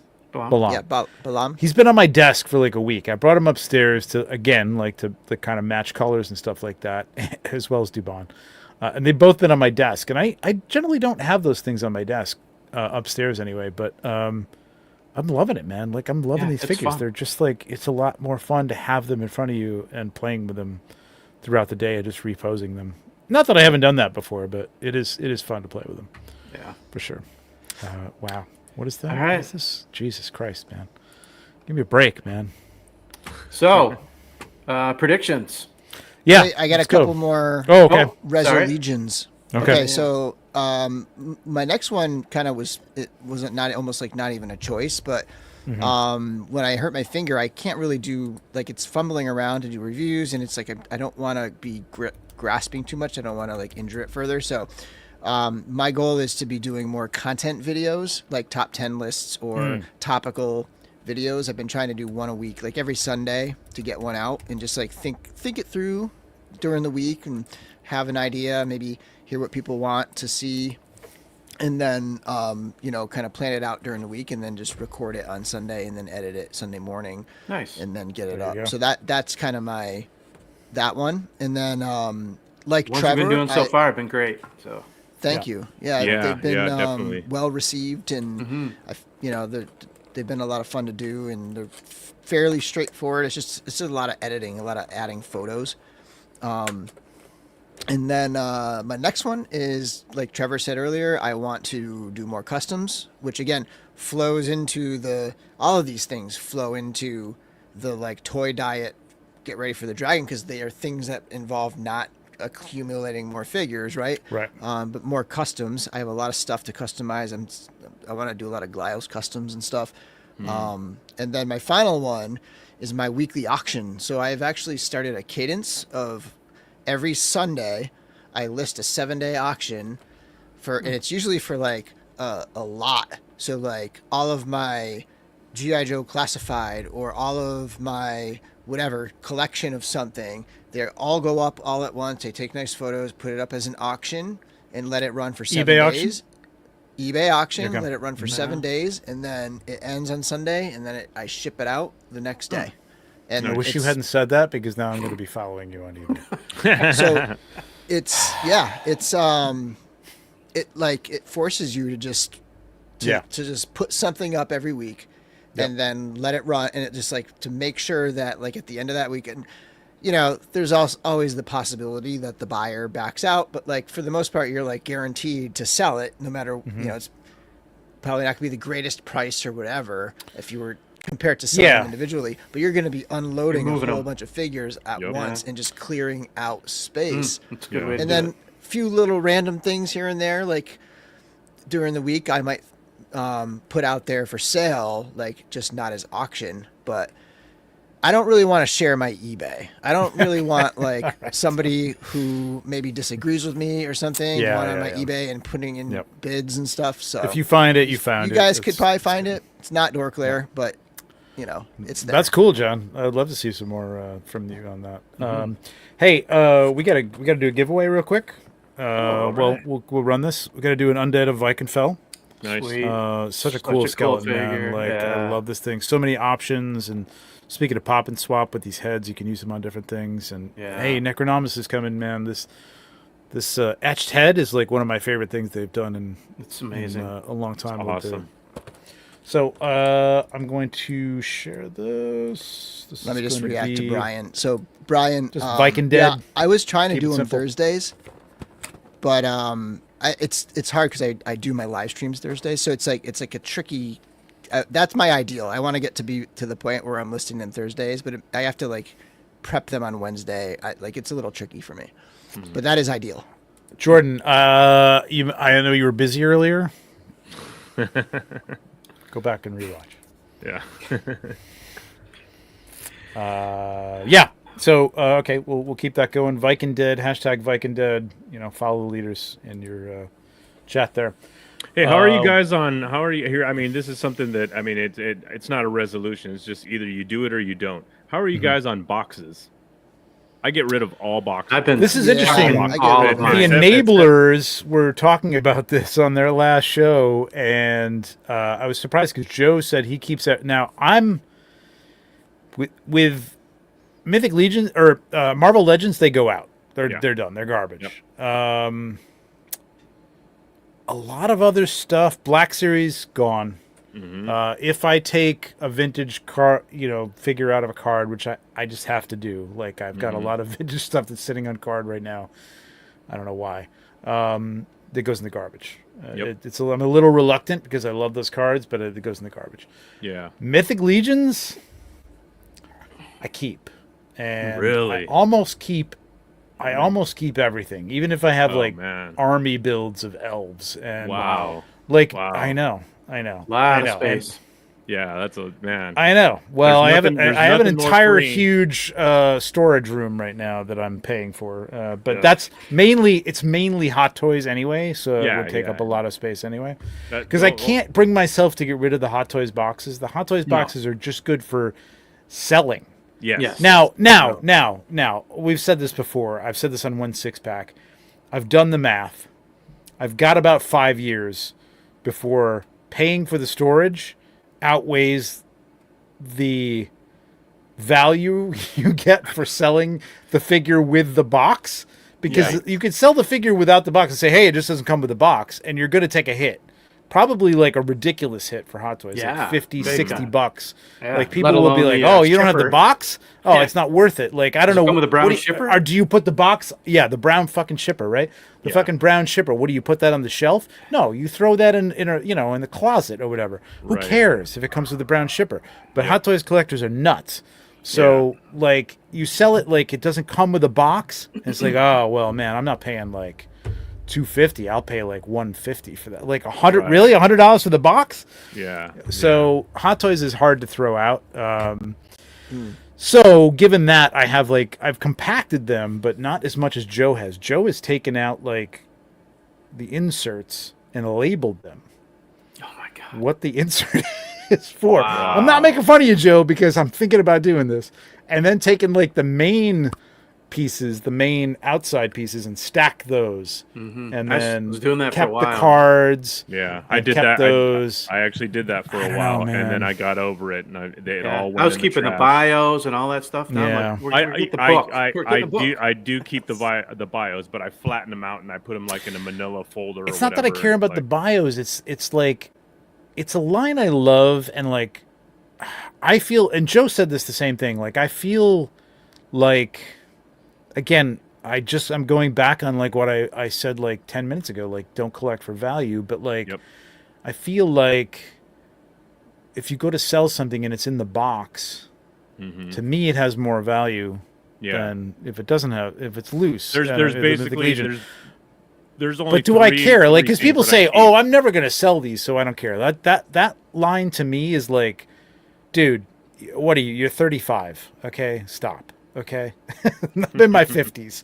Like, you're gonna sell them someday, because like, you're gonna be 70, and you're gonna be like, "What the fuck am I doing with these toys?" Or like, I'm not gonna be around. It's gonna take me the rest of my life to sell these things.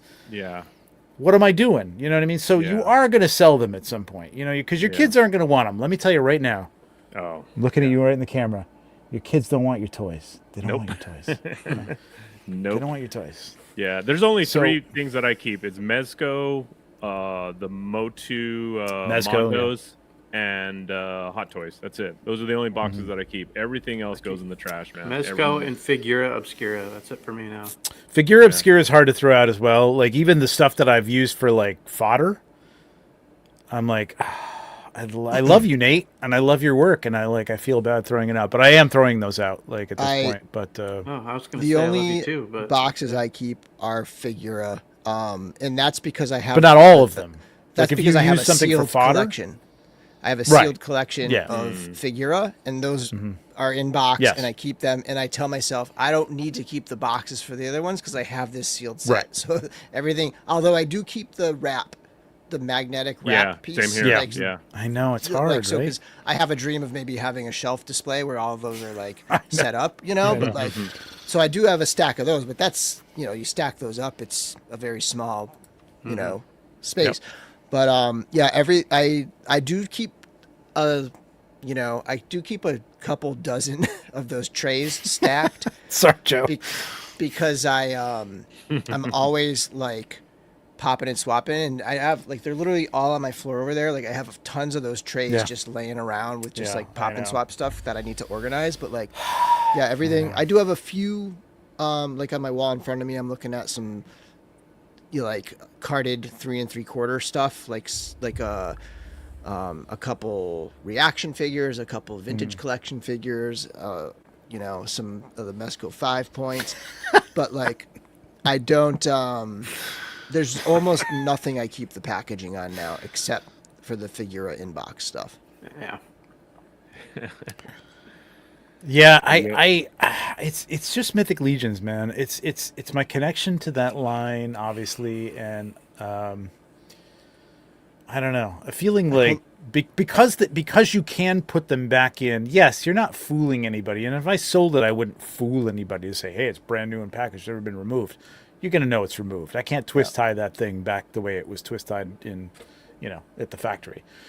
But just having the box, the original box that it came in, to me, if I was buying it, means more. But I was going through my storage unit the other day, pulling out boxes for Hot Toys that I'm selling, and I was looking through some bins, and I've got like some Marvel Legends stuff in there that's like, it was like, oh, this was a rare Marvel Legend, so I should keep this box. I'm like, it's not rare anymore, and nobody cares. Nobody cares. Like, nobody cares for this. And so, as like, I've been selling my I'm going to go collections, through and I'm going to trash those all, and it's a hard truth.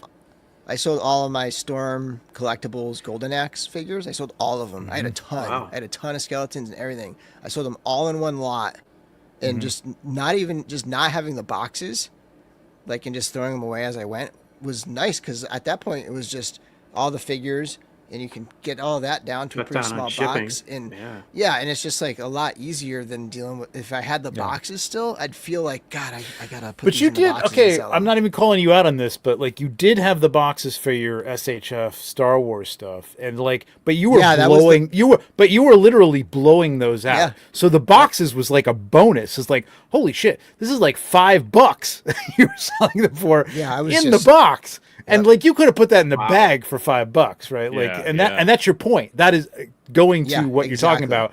Yeah. For $5, yeah, I'll buy it in a bag. I don't care. The about reason the why I box. saved You know what I mean? Figure Arts boxes is Yeah. because they're the best boxes in terms of space. They're so small and compact. I know they are like, small, and they are were- very good for like they're like Hot Toys because there's a lot of little parts and stuff, and but you Yeah, can and it's put just those in like- the bag. Yeah, Sometimes a box is so small. It's like, Yeah. Those boxes were smaller than a lot of 3 3/4 figure boxes. yeah. You know? I've kept all the SHF stuff. Yeah, because Yeah. because they're imports and they're expensive and Mayfex and stuff. Mm-hmm. But Over all the- the other stuff that's cheap, I got to get rid of. It's just got to go. Over the past Like- couple of years, I mean, all the deals that I've made, like on the Cabal, where I've bought figures, or on the Dorklair, site where I've made deals with people buying figures. I just tell them, throw the fucking box away, dude. Just send me the figure. I don't want the Yeah. box. They're like, you sure? You sure? I'm like, yeah. Just save Yeah. on the shipping. Yeah. dude. Throw that I'd box rather away buy it. and if just I'm buying and just something used, send I'd me the rather buy it figure. loose. Yeah, So yeah. I'm that I mean, I'm at that point with Monster Force, Eric. So you gotta talk me out of it. Like I'm ready to throw those out. They're ready to go. But like, yeah, Dude, I toss don't them. like That's having not a having box worked you on box art, like that's like It's cool. You get the flap with the comic on Yeah, and stuff. I did. Cut the I flap. cut that. I cut the flap off, off. and then I'm like, "What am I Okay. doing? I don't even." But need yeah, this." like who wants to flap at that point? Right, You know what I right, mean? right. I mean, I tell people like take your like the people who keep things carded, and I'm guilty. Take it out. It's not a value because like toys on card were a value back when they were toys and people didn't keep them on card. Kids ripped them off immediately, and the only reason they're valuable is because there was a few people who like for some reason didn't. You know what I mean? Right. Now everybody doesn't, and they're not worth anything. You don't just rip them off the card. It doesn't. The packaging doesn't make much difference these days. Exactly. Hey, All right, you let's can't- get on you can't- to you can't play with- some. You can't play with the box, man. Play with the Exactly. pigs, you know what I mean? Exactly. Play with the pigs. Exactly. All right, let's get on to some predictions, and Bill, we'll start with you again too. So since we're right there, we'll go around. So this one I didn't prepare. So That's okay. I'll you throw had out some stuff. one of my predictions from the dragon video, and that is I think the dragon's price is going to be $500, Interesting. and I think that that'll be for the $4.99? base dragon. Yeah, $4.99 for the dragon, and then you'll pay like $100 more to add the accessories and stuff. Now, they may do something where the accessories are a little bit like separated, and you can like a la carte or something, and that got to throw that that $600 number away because it's probably going to be, a variety of different price ranges. But I think the base dragon before the extras is going to be $4.99. That's my prediction. So I'm gonna jump to me because that was one of my predictions, and we probably all have an idea for this. But so, and disclaimer: I haven't talked. There was some talk early when I came in to shoot it, and I don't remember. So like I don't even remember what was discussed. So this has no bearing on anything, and Bill is probably more right than I am. I'm guessing $3.99 for the base.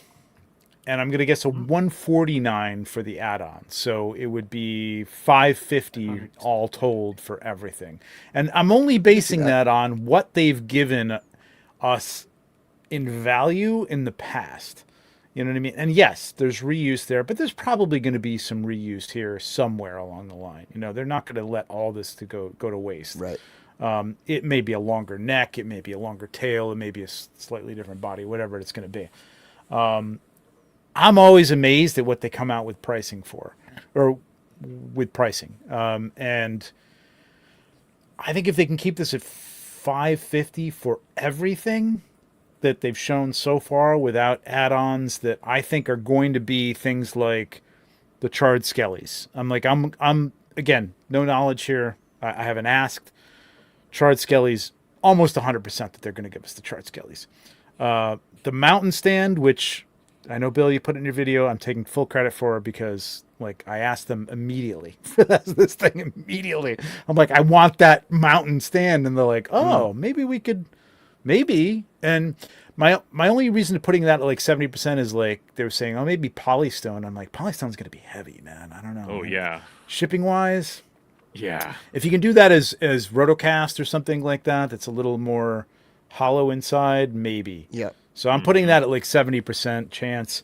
Maybe if it has, if it's hollow, but I wonder if they could do it where it has like support somehow, like, because you want it to be able to carry the weight, Oh yeah, it's got to be like almost like there's a position you can put that they recommend you put it in. You know what I mean? Like almost like it was like a foot goes here and there's marks for it, and there's a foot goes here and there's marks for it.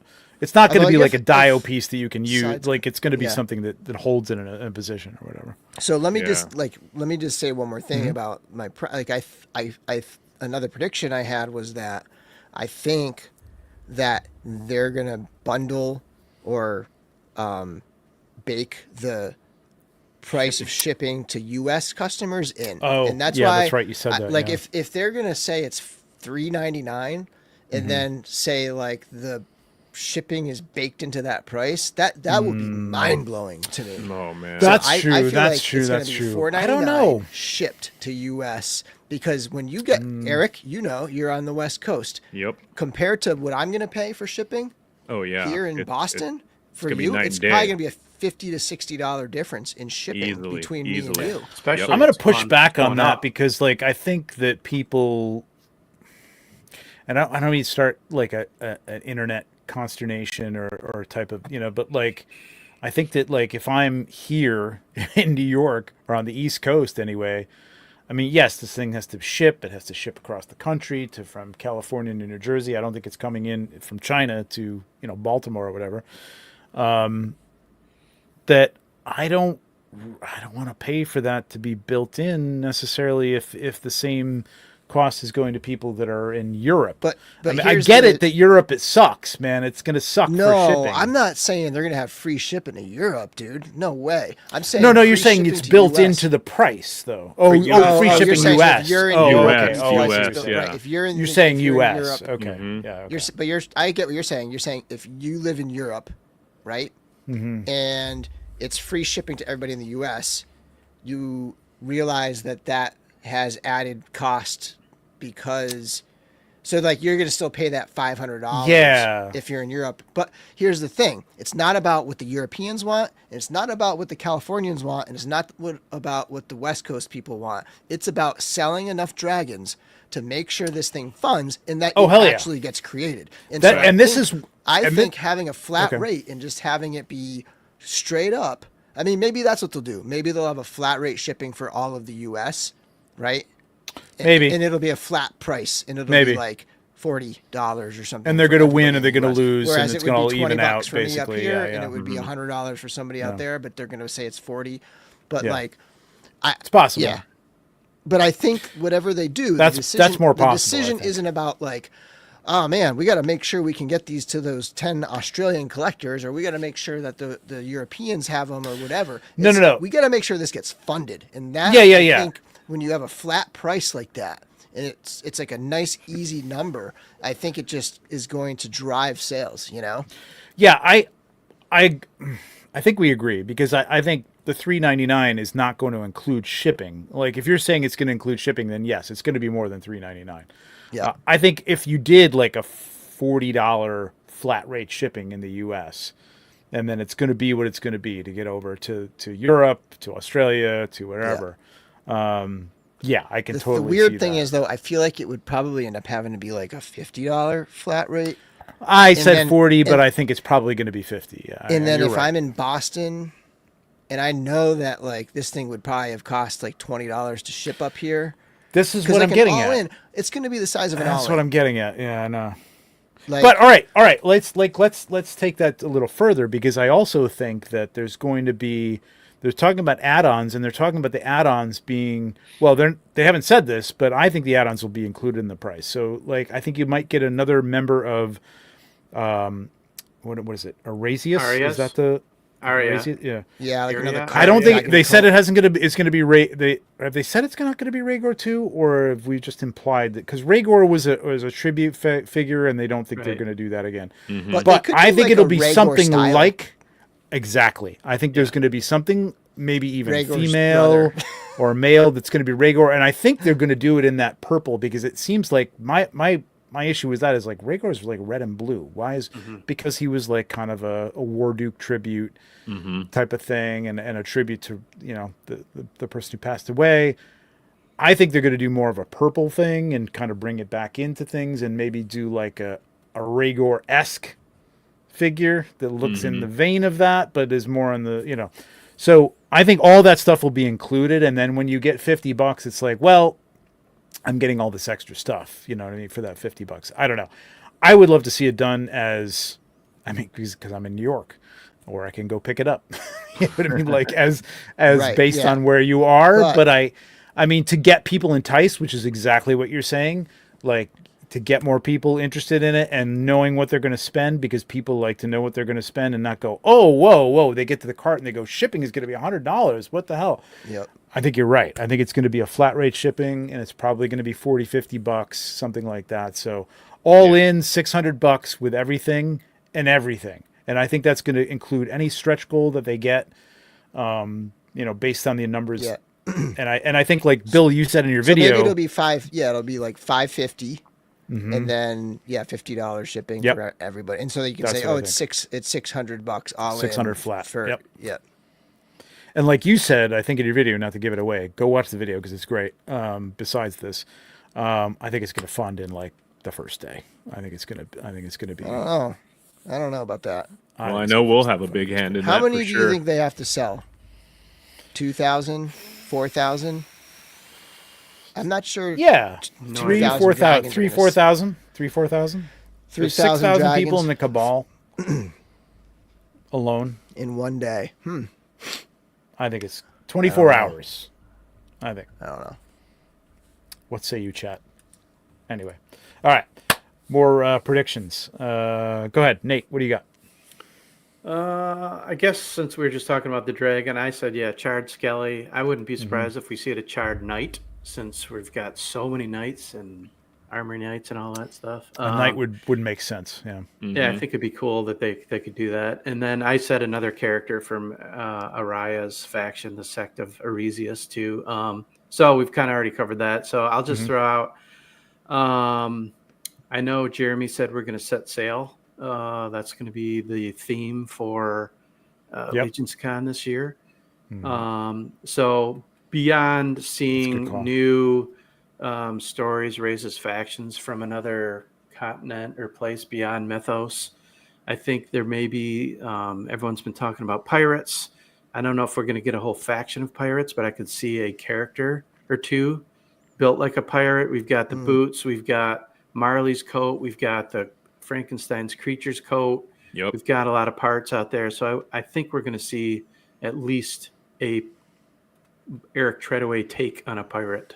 I could see like not a ship, but like a storyline that takes place on a ship, and it's maybe one of the characters is a pirate, but it's a bunch of people, like a adventuring party where the adventure is on a ship or something, and it's a story on a ship. Much I'm gonna like say Cosmic. yeah.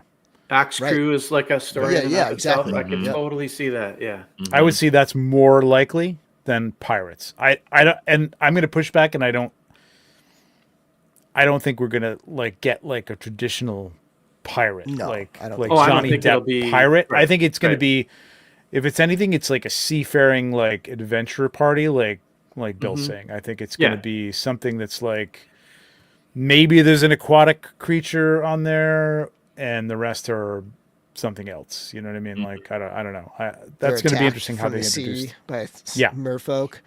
Yeah, but good call. Like, I'd not quite forgotten about that, but like, wasn't thinking about like that extension. Eric, what do you think? You got any predictions? Yeah, I was thinking about. Well, I mean, because I mean, obviously the dragon is hot on everybody's mind, and I was thinking about this back when we were at Legions Con, because I mean, I know I had plenty of discussions with several people during the nights in the after hours, standing around that case looking at the dragon, and thinking that since the prototype and basically, I mean, the mold is already set and done, and basically it's, you know, basically paint apps and putting it together, boxing it, and getting it ready to ship. I'm gonna take from Bill's video, because it was something that I had discussed with people all along since Legions Con.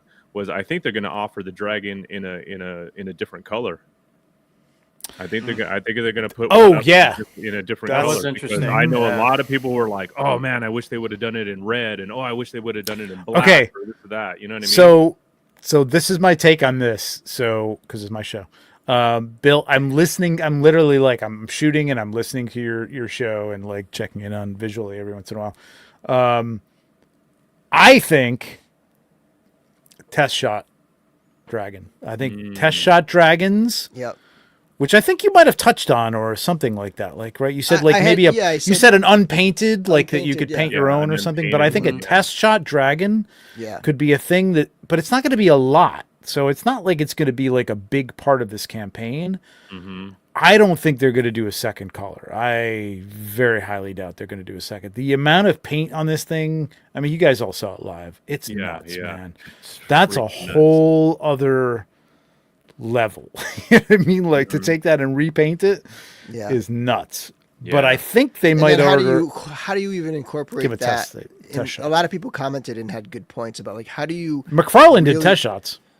You know, art. What do they call them? Art. yeah, but I want to make a point here. So a lot of people comment. It's like, how do you, if it's another color dragon, how do you really incorporate it into the campaign to make it like this thing that drives the sales up or whatever? Like it's kind of weird like that way. But yeah, an unpainted or a test shot that could work, right? Well, I mean, it makes way Speaking of, more. Eric it Miller makes- would it love makes that. Way more sense. Like, I mean, and speaking of Eric Miller, it makes way more sense to have the option to buy an unpainted one than the insanity of painting over that magnificent paint job to repaint Eric one. said he Yeah. wants to Yeah, do, right? He's gonna do. I'm like, oh I know. my god, it's nuts. I'm like, that's nuts, man. there you go. That is Artist nuts. proof is the term. Is what Yeah, I was artist looking for. proof, Yeah, yeah, that's what there I was you go, searching yeah. for in the air. Oh, Like, man. yeah. Which they call the test shot. Like, I don't think they Yeah, yeah. switched to That artist proof, stock but I blank. think they would like. I think in the action figure world, it's really like blanks are what they Blank yeah, slate, you know, kinda. blanks. Like, yeah. Yeah, I Boss think. Fight sells blanks. They're unpainted True. figures. They're blanks. I don't know at a size this big if you wouldn't make it a little more lofty, but yeah, sure. Test shot, artist proof, blank. I think they But might test offer shot that. makes a lot of sense because that's a Yeah. thing. That's a Yeah, it that's is a a thing. Horseman thing. Yeah, that it is a color thing. is almost a brand at this point in itself. But not Like, test shot in the sense that like, hey, you got a chance at like a dozen of them on No, like an open no, you stuff. just give Like people this an is like if option. you want a test shot, hell yeah, we'll print one in gray.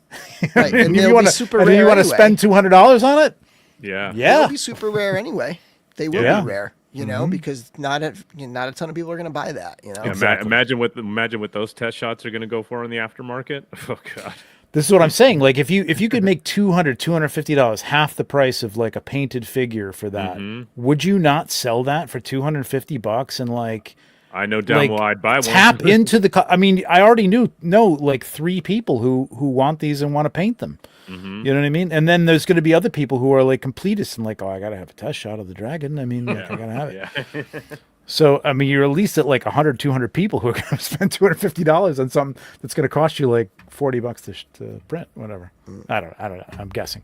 Anyway, yeah, that's a good call. Good shout out for sure.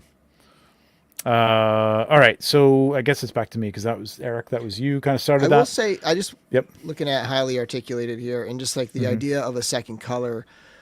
Once you have the process down, right? Like you do another run, and it's just a color swap, and you do the same masks It is. and the same. If stuff. you have templates for masks, you're right, painting you a different do color. everything Yeah, the same, It's just true. with a different color that is true. pattern. That is true. You know? Yeah. Here's the thing, like, I don't think in terms of Mythic Legions and the mythos that they would necessarily, and maybe somebody can prove me wrong and say, well, duh, think about this.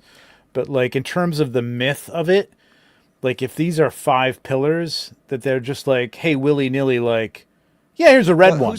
Here's a red version of this. Who's to say that somewhere in the lore, even prior to this dragon being solicited or even revealed, somewhere in the lore, there's a storyline where Beathir has something happen to him that turns him into a black dragon or something like that. You know what I mean? Like I don't know that there is, but there could be part of the lore where there's a reason why Beathir, maybe when Beathir is younger, Beathir is a different color or something like that, you know?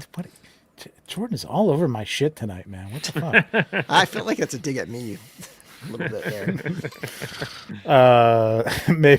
Maybe it is. I don't know. Okay. Moving on to other predictions besides the dragon.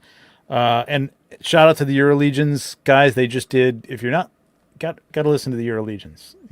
So much fun. Those guys. I was listening to one of their Patreon ones today where they were talking about their movies they're looking forward to in 2025. That's my listen tomorrow. Yeah, for sure.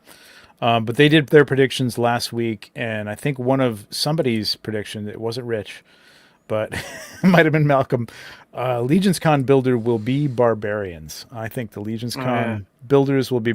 We've got a lot of parts. I mean, Skellies, we got a lot of parts now, but I don't see Skellies as being like a colorful mix. Whereas I can see barbarians, you know, being some mix little dwarves in with barbarians. Yeah, so you could have like you one, can mix one set different sized legs and lots of fur colors and things like that. I wonder if they would mix about the armory experience. Yep, the armory experience. Yep.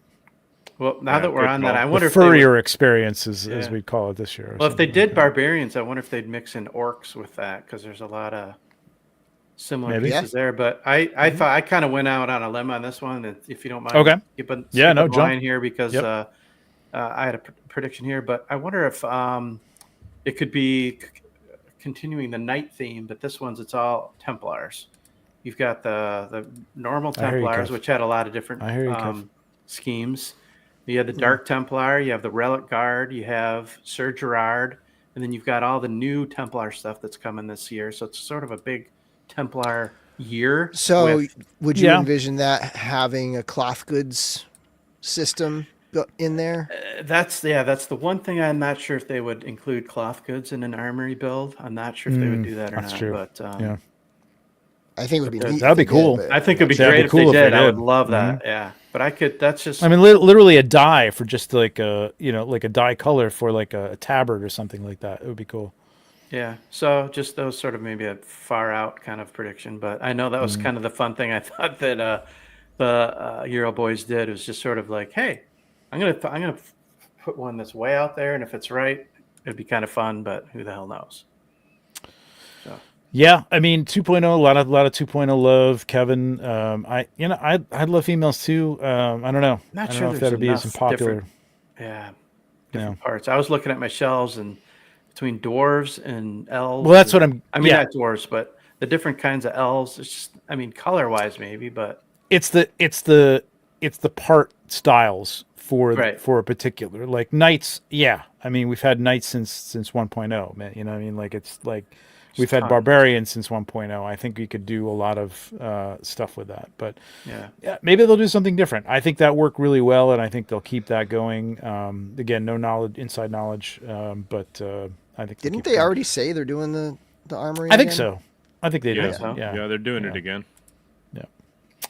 All right, Viking Dead. We got 108 people in here. Please hit that like. We got 79 people entered into this thing. I'm going to give you like 10 seconds, like a real 10 seconds, not like a purple gang 10 seconds to enter this thing for Viking Fell Skeleton. Shipped to you. Viking Dead. Viking Dead? Is that even Viking? Viking. Oh, no, Viking. Yeah, Viking. Yeah, Viking. But it's an undead. Is it somebody with Oh, Viking Undead would have been good. Yeah, that's true. Is it the Enablers or who pronounces it Viking? was it Mike? I forget. It might have What he been calls Mike. it. Vicken. Some Norse stickler, probably. Probably. Wiccan. It's Wiccan. It's Diego or Wiccan, Mike. Wiccan, probably. yeah. Wiccan Bell. Wiccan Bell. Wiccan. All right, we're gonna draw this thing. Here we go. Right. 83 Good luck. entries, and boom.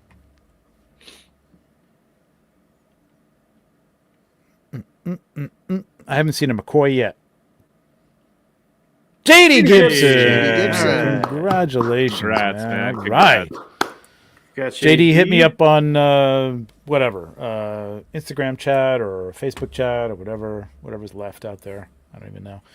And I'll get that out to you. All right. Hold on. Claude says, wouldn't it be Viken like Viking? Like, what about Viken like Vitus? Right? Vitus is a VI, Venus. Yep. which I always thought was Vitus. I said Vitus. I always say I think Vitus. technically I it's think I still Vitus. do. I think it is Vitus. Vitus. Who are we up to here? Bill, So that was my. next I jumped prediction? again. Yep. Sure. Pass, because I don't have one on Okay. hand right now. Nate? I gonna win guess the, I'll jump to a cosmic. I think it's an obvious. We'll get the Ox Crew Book 3. I'm not going to go into details on that, but then I think if we get another cosmic release this year, I think we're going to get something totally new. We're not going to go back to the original stories. We're not going to go to Ox Crew. We're not going to go to the what was the station? I mean, we've got it's a massive. Yeah, it's a massive universe. We've got 5 rings. I think it's about time we see a totally new storyline. And we're due for new sculpt, right? Like the Yeah. last wave was a lot of the same stuff as the Yes. first the first Ox Crew. Yeah. So I feel like we're due for like a wave with a bunch of new stuff.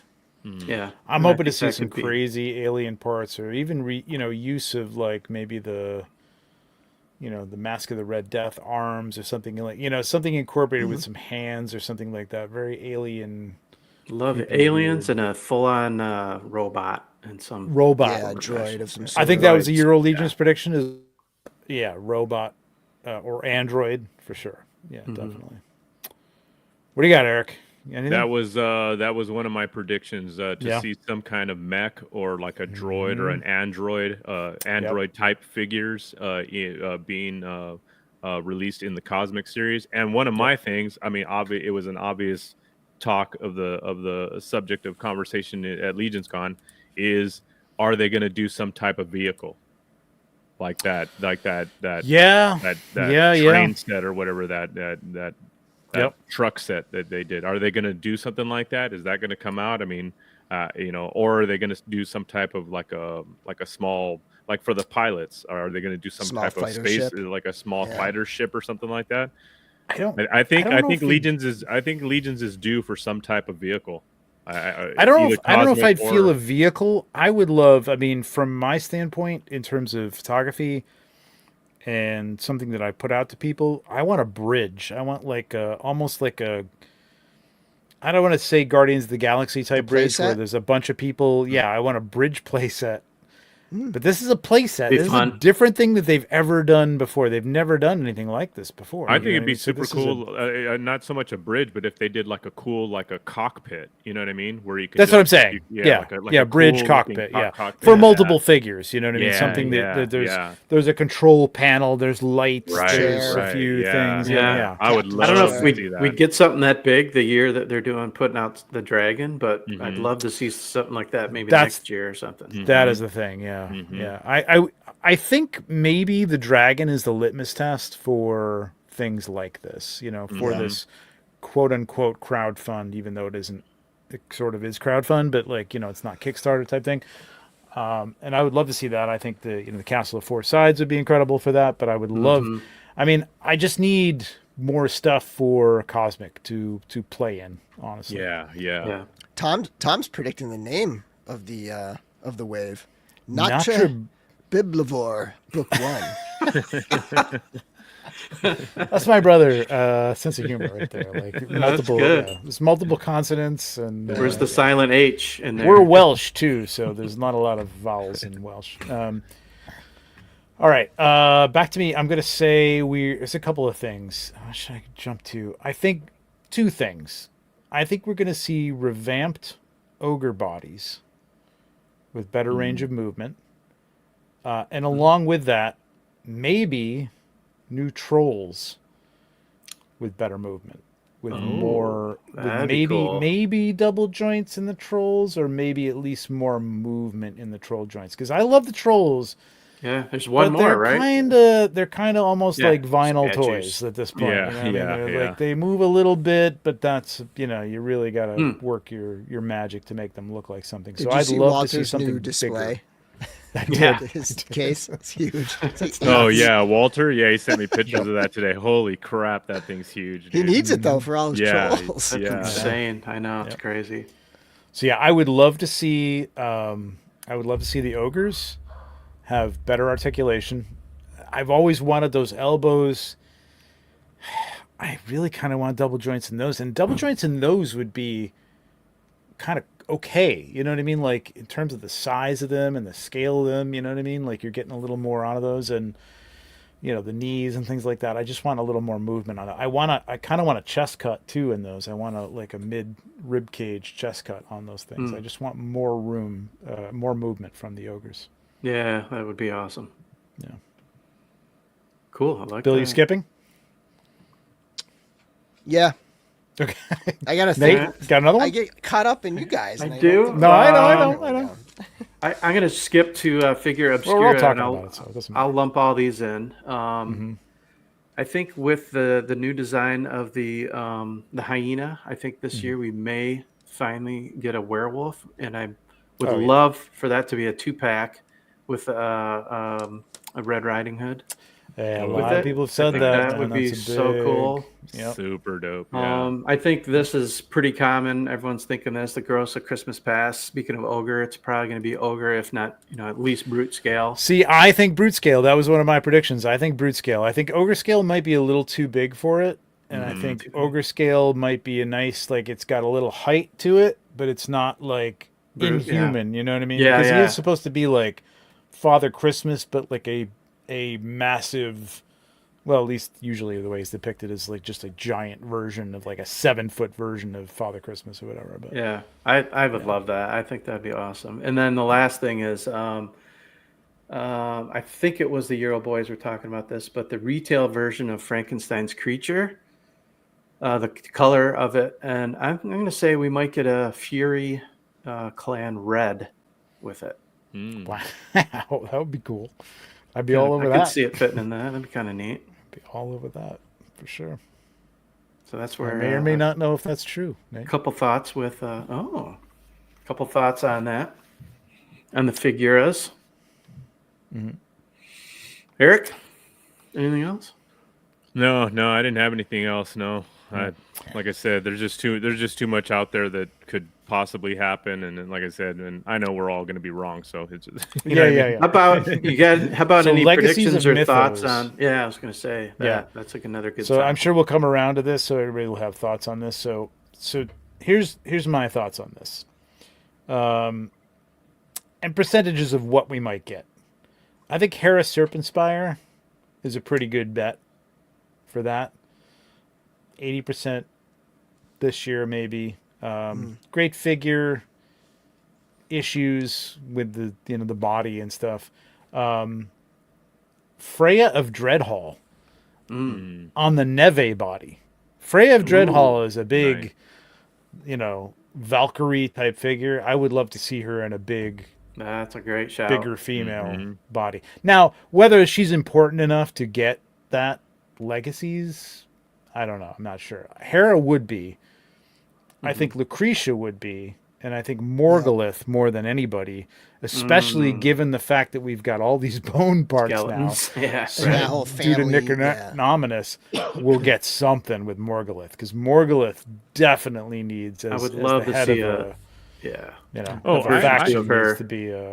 I had a prediction. I just thought of this. Just off the top of my head when I was thinking about it at Legions Con, the first sideshow statue I was to going to be go there too. released from the Four Horsemen Studios.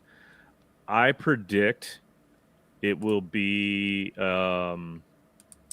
kind of like a battle kind of scene or action shot or whatever posed of between Arethyr and the freaking I'm not even thinking of the damn name, the Leodicius, yeah, like a full blown like like with him like swinging the hammer and Arethyr like swinging the sword or whatever, you know what I mean, like a full blown like action pose, like I mean, you think Arethyr they'll redo Arethyr? This is for the sideshow for the statues. Oh, the sideshow. Oh yeah. Sorry. The sideshow statue. Like, what'll be the first? That's a good call. Statue. Oh shit, sideshow statues is a good call. What do you, with all the figures that they have in the entire line? Like, how do you represent the? Do you think they'll do two? Legion That's story? interesting. Yeah, I'm not. I think that'd be like for their first I go. I think it'd be a. I think it'll be two statues in one. Like it'll be. I think it's going to be the Dark Four. But I think that would have an amazing wow factor. But I think the expense of a 2-figure statue is kind of a lot for their first thing. And I was going to go sort of piggybacking off what you were saying, Trevor, with the legacy figures. I have a feeling it's going to be a female that will be the first statue that they come out with. And I thought maybe Alithia. And then I was going to Alithia Freya. They're doing. I think it's going to be the Dark Four. I think it's gonna be the Dark Four. Yeah, the first they'll do one at a time because that's going to appeal to people like whether you are into Mythic Legions or not. It's like the 4 Horsemen. Mm-hmm. You know what I mean? Like, and their representation is of the 4 Horsemen. There's famine, there's war, there's death. What's the other one? Pestilence. So, like, to sell those to people who are not in this genre is going to be a little easier as like just a cool, beautiful statue. So I totally think I could see them, starting with a female though. Maybe it's Alithia of the because that's going to be so cool. Those sell, those female statues. Well, yes, of course, right. They sell. So I think they're going to want to come out with something that they know is going to sell and get people's attention. And then they can start branching out and doing a lot of variety of characters. Alithia is a vampire, like a statue. Oh my god, be incredible. Yeah. Okay. Their interpretation of it would be incredible. Do they do the statues with the horses or not? No mounts. That's a good question. That is a good question. Because I mean, the mounts are a that big is a great part question. of a big well, part they're of the it. Horsemen, right? Right. But they're not the Horsemen. They're the Horsemen in that. You know, they are the 4 Horsemen, but their mounts, but they're totally the Dark Four. Yeah, that's a great. I would love them with the horses, but oh my god, think of the size of a quarter scale. If these are quarter scale with a horse. Well, I mean, if you've seen any sideshow statue in person, I know. You know, you're talking massive. But a human quarter scale is huge. Yeah. A human with a horse quarter scale? I wonder if they're going to go that... Is it going to be quarter... Did they say it's quarter scale? Quarter scale, I think. If they did they say quarter scale? Most of them are quarter scale. They didn't say a scale. They didn't say but most so it could be sideshows are 10 quarter scale. Who knows? Most sideshows are that scale. They're huge, man. Gentle Giant does 1/10 scale, figure, like statues. Mm-hmm. There's not a lot of people that do small statues like that, although... I think they have done their Critical Role, and if Jesse's in there in the chat, and he is, I don't know if Jesse knows what scale that the Critical Role ones, because I think they'd probably do them like that. And if they are 1/6, then I could see a horse. You know what I mean? 1/4, no way. There's no way. Yeah, massive. Here's a prediction for you, Bill. Predict what the prices of that is going to be.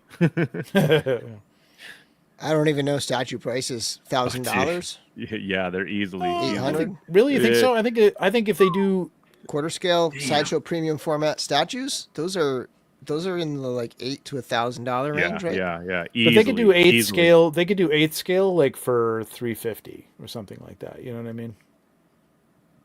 Yeah, depending on what size they're 1/10. Like okay. Steph is saying they're 1/10. I can't even imagine what it's going to be like. I just can't even imagine, especially coming from Sideshow. It's going to be freaking amazing, whatever it is. But even 1/10 or 1/8, like I could see $350, $400 for those. But man, I am getting every one of those things. I don't have any place to put them. But my God. I mean, I just can't imagine seeing like an interpretation of like something closer to like what Nate paints with these figures. You know what I mean? Like in actual physical form. And I gotta say, Sideshow has their downfalls, as you said, Eric, about with their figures. But man, their statues are pretty damn good. Dude, you know how your I don't know how Linda would feel about this, Trevor. But you know how your upstairs not guest good. rooms? No, it's not. Sort of has themes like no, that's not happening. Yeah, death and pestilence. Right. Instead of you're like going to be staying in the tails. pestilence room. Right. Yeah, no, not happening. Yeah, so I think we've legacies and mythos we kind of touched on. Anybody think about anything we're going to get? Like we know we're getting Otho. I was thinking a good one for Jorans. the legacies would be Ragna, because I know that's one of those ones that I thought about that. Everybody today. hates Ragna. Even about Eric that. kind of like has said that he's kind of questioned it now. I like Ragna. So I could see Ragna getting another Ragna one. on Ragna. Remember, interesting. the legacies is the place where they can bring in those figures that just need a reissue, essentially. Right. It's not where they necessarily need to like story wise have to like weave this character in and have this. That's for like the version 2s, but the legacies, it's going to be like, just like revamped versions of the original look. That's why I thought Freya, like bringing her in as like a knave, a neve, like scale body, like makes more sense for that character. I would love that. Yeah. I think it just. I makes sense. love the original. And who version, cares? You know what I mean? Like, who cares that she's a bigger character than she was? Speaking of one that would definitely need a redo, I would think. I mean, because she's obviously a main character of one of the factions. I think a redo of Xylona would be awesome. Well, they're doing Xylona. They said that. They're doing Xylona. They're going to do version 2 of Xylona and Xylona and Aetheron are happening. Yeah, for sure. That's right. So they're going to do that. Right. Yeah. So there you go. Yeah, but Morgulith, I think needs. I mean, all these faction leaders. I think Morgulith would get a true version 2. I think so too. That'd be sick. Yeah. And Lucretia is. I think I love the character, but there was some. That collar is the worst thing they've ever designed on their figures. It's bad. Well, it doesn't even break. It just doesn't sit there. You know what I mean? It doesn't sit on the shoulders at all. Like there's nothing to even hook it into the shoulders. It's really weird. There was it was tiny connected, barely, but it's mine. That doesn't hold well because I still have that and it doesn't hold well. But Lucretia would be great. The only other thing I had down was Banners Pack, cloth Banners Pack. I think we're going to get that that'd be nice. sooner rather than later, which would be cool. That'd be great. Yeah. I have a prediction. Love that. I'm gonna predict we're gonna see the game this year. Well, you're going against the Reso-Legions guys. Well, you said that they would not. John said I'm no, just but gonna the other predict one it. said yes. Yeah. I'm gonna I think predict we it. will too. Does I'm anyone- really we're finally looking gonna forward see to the the game. game, despite everything that's going on with this thing. It's almost like meme worthy at this point, but like I like those guys. I think it's going to be cool. Now, They had a test. I mean, it's version that been you could 3 play. years, so now like games have like evolved, and I know it's not like going to be, on par with things that are coming out that are VR worthy. It's a kind of a what is the type of game it's called? It's a Like a mobile Strategy, turn-based strategy, right? turn-based strategy game. Yeah. I still think it's going to be cool. It's going to be cool to see characters within the environment and see what the environment is interpreted as. That's what I'm looking forward to the most. I mean, it'll be a time waster. You know what I mean? Like a thing that I'm sitting there watching, Curtis on some inevitable show and playing the game over in the Oh, corner. that was going to be my last prediction, that Curtis will be on YouTube a lot this Curtis year. will be a co-host of the show eventually. Yeah, sure. Of course, the inevitable one. Yeah, it's no AAA game, but it's going to be good. It's going to be fun. Yeah, It's not a fable. It's happening. It's there. It's gonna happen. It's gonna be cool. I think I want it more just for the design aspect, where you could change the colors of the thing to switch. I think a lot of people are going to be using it for that. I think but the parts will be outdated unless they unless they update them. You know what I mean? think Maybe Motu that's why Guru it's was talking taken so about long. I think Motu Guru is talking about the RPG, the tabletop D&D style role. Oh yeah. Well, Joe, man, like we'll be doing some online stuff. So we'll see what's happening. I don't know how many people we can get in there, but like we're definitely gonna do something with. I can't wait for that. Game. It's gonna be awesome. Yeah. Bill's it for that. All right, guys. I think that's a show, man. We're a little bit about 14 minutes over. That was a lot. That was good. We covered a lot. We did indeed. Oh, yeah. Congratulations. Who won? I can't even remember. JD Gibson. JD Gibson. Yep, won. yeah. Yep, that's right. All right, hit me up, and we'll get that out to you, and we'll see you. Who knows what's coming up in 2 weeks? Good Lord. So I like doing this every 2 weeks because a week from now, there could be nothing to talk about. We'd have to come up with something. 2 weeks from now, I can almost guarantee you there's going to be something to come up with. Yeah, didn't Jeremy tease an out-of-this-world something along those lines for tomorrow night's true. Show? That is this Wednesday, actually. Yeah, or that is 2 nights from now, 2 days, there's an out-of-this-world announcement. So take with that as you will. Take from that as you will. Yeah, that's what I'm trying to say. Didn't Eric Treadaway say that Ragnar Storm Foger was his lead? Yeah, for sure. Yeah, I can see that. Absolutely. All right, guys, have a great week. Stick to your resolutions. Stay warm. Make some resolutions. Stay warm wherever you are, or cool. I don't know where you'd be. Florida's even cold. Cold, yeah. From what I've heard. Yeah. Freaking cold. My kids' school's canceled the next 2 days already. Wow. Yeah, stay safe. It's going to be very frigid. Cold. Yeah. Yes, borrowing from the Reso-Legions, stay safe out there, and we'll see you, shelf? Eric. Thanks for joining us. Appreciate it, man. Thanks for having me. Great buddy. Saturday live this Saturday, or what's going on? Yeah, we should be on this Saturday. Yeah, don't leave me hanging because I'm gonna have. Bill. I'm gonna have the Cursed Dead on this Thursday. Oh, cool. Nice. Hey, if you need a co-host, Adam and Phil. Let me know. Okay. Actually, hop on with us. Yeah. If anyone's still up, you on the West Coast there, I know Jurassic Jesse. I was going to be on a show tonight, and I totally blanked. But they're having. Are you going to be? They're Cursed Dead on tonight, and their show starts at 8 p.m. West Coast, PST. 11 our time. Yes. So, are you going to be on there? I'm not. I blanked on getting back to him. He asked me a couple months ago. So okay. I'm like, oh shit, was tonight I supposed to be on? He goes, no, we're good. We have the Cursed Dead on tonight. So, okay. All right. So anyways, hey, and before I forget, kudos to you, Nate, on your shot that you did of my figure. It was my number one photo of the year pick. That's on right. Our SDL awards. Thank you very much. Oh, right on. Yeah. Thank you, buddy. That's awesome. Yeah. No, so thank you. I freaking love that. Now I'm just waiting for a cool shot of my rabbit custom from Trevor. So. One year that'll happen. It's gonna happen. It's gonna happen. I'm a shot a week this year, man. That's my promise. Well, yeah, it's my goal anyway. All right, guys. Thank you very much for joining us. Appreciate it. Everybody. See you in a couple weeks. Yeah. Hopefully, we'll have some cool stuff to talk about. And in the meantime, stay safe out there. Cheers. Peace.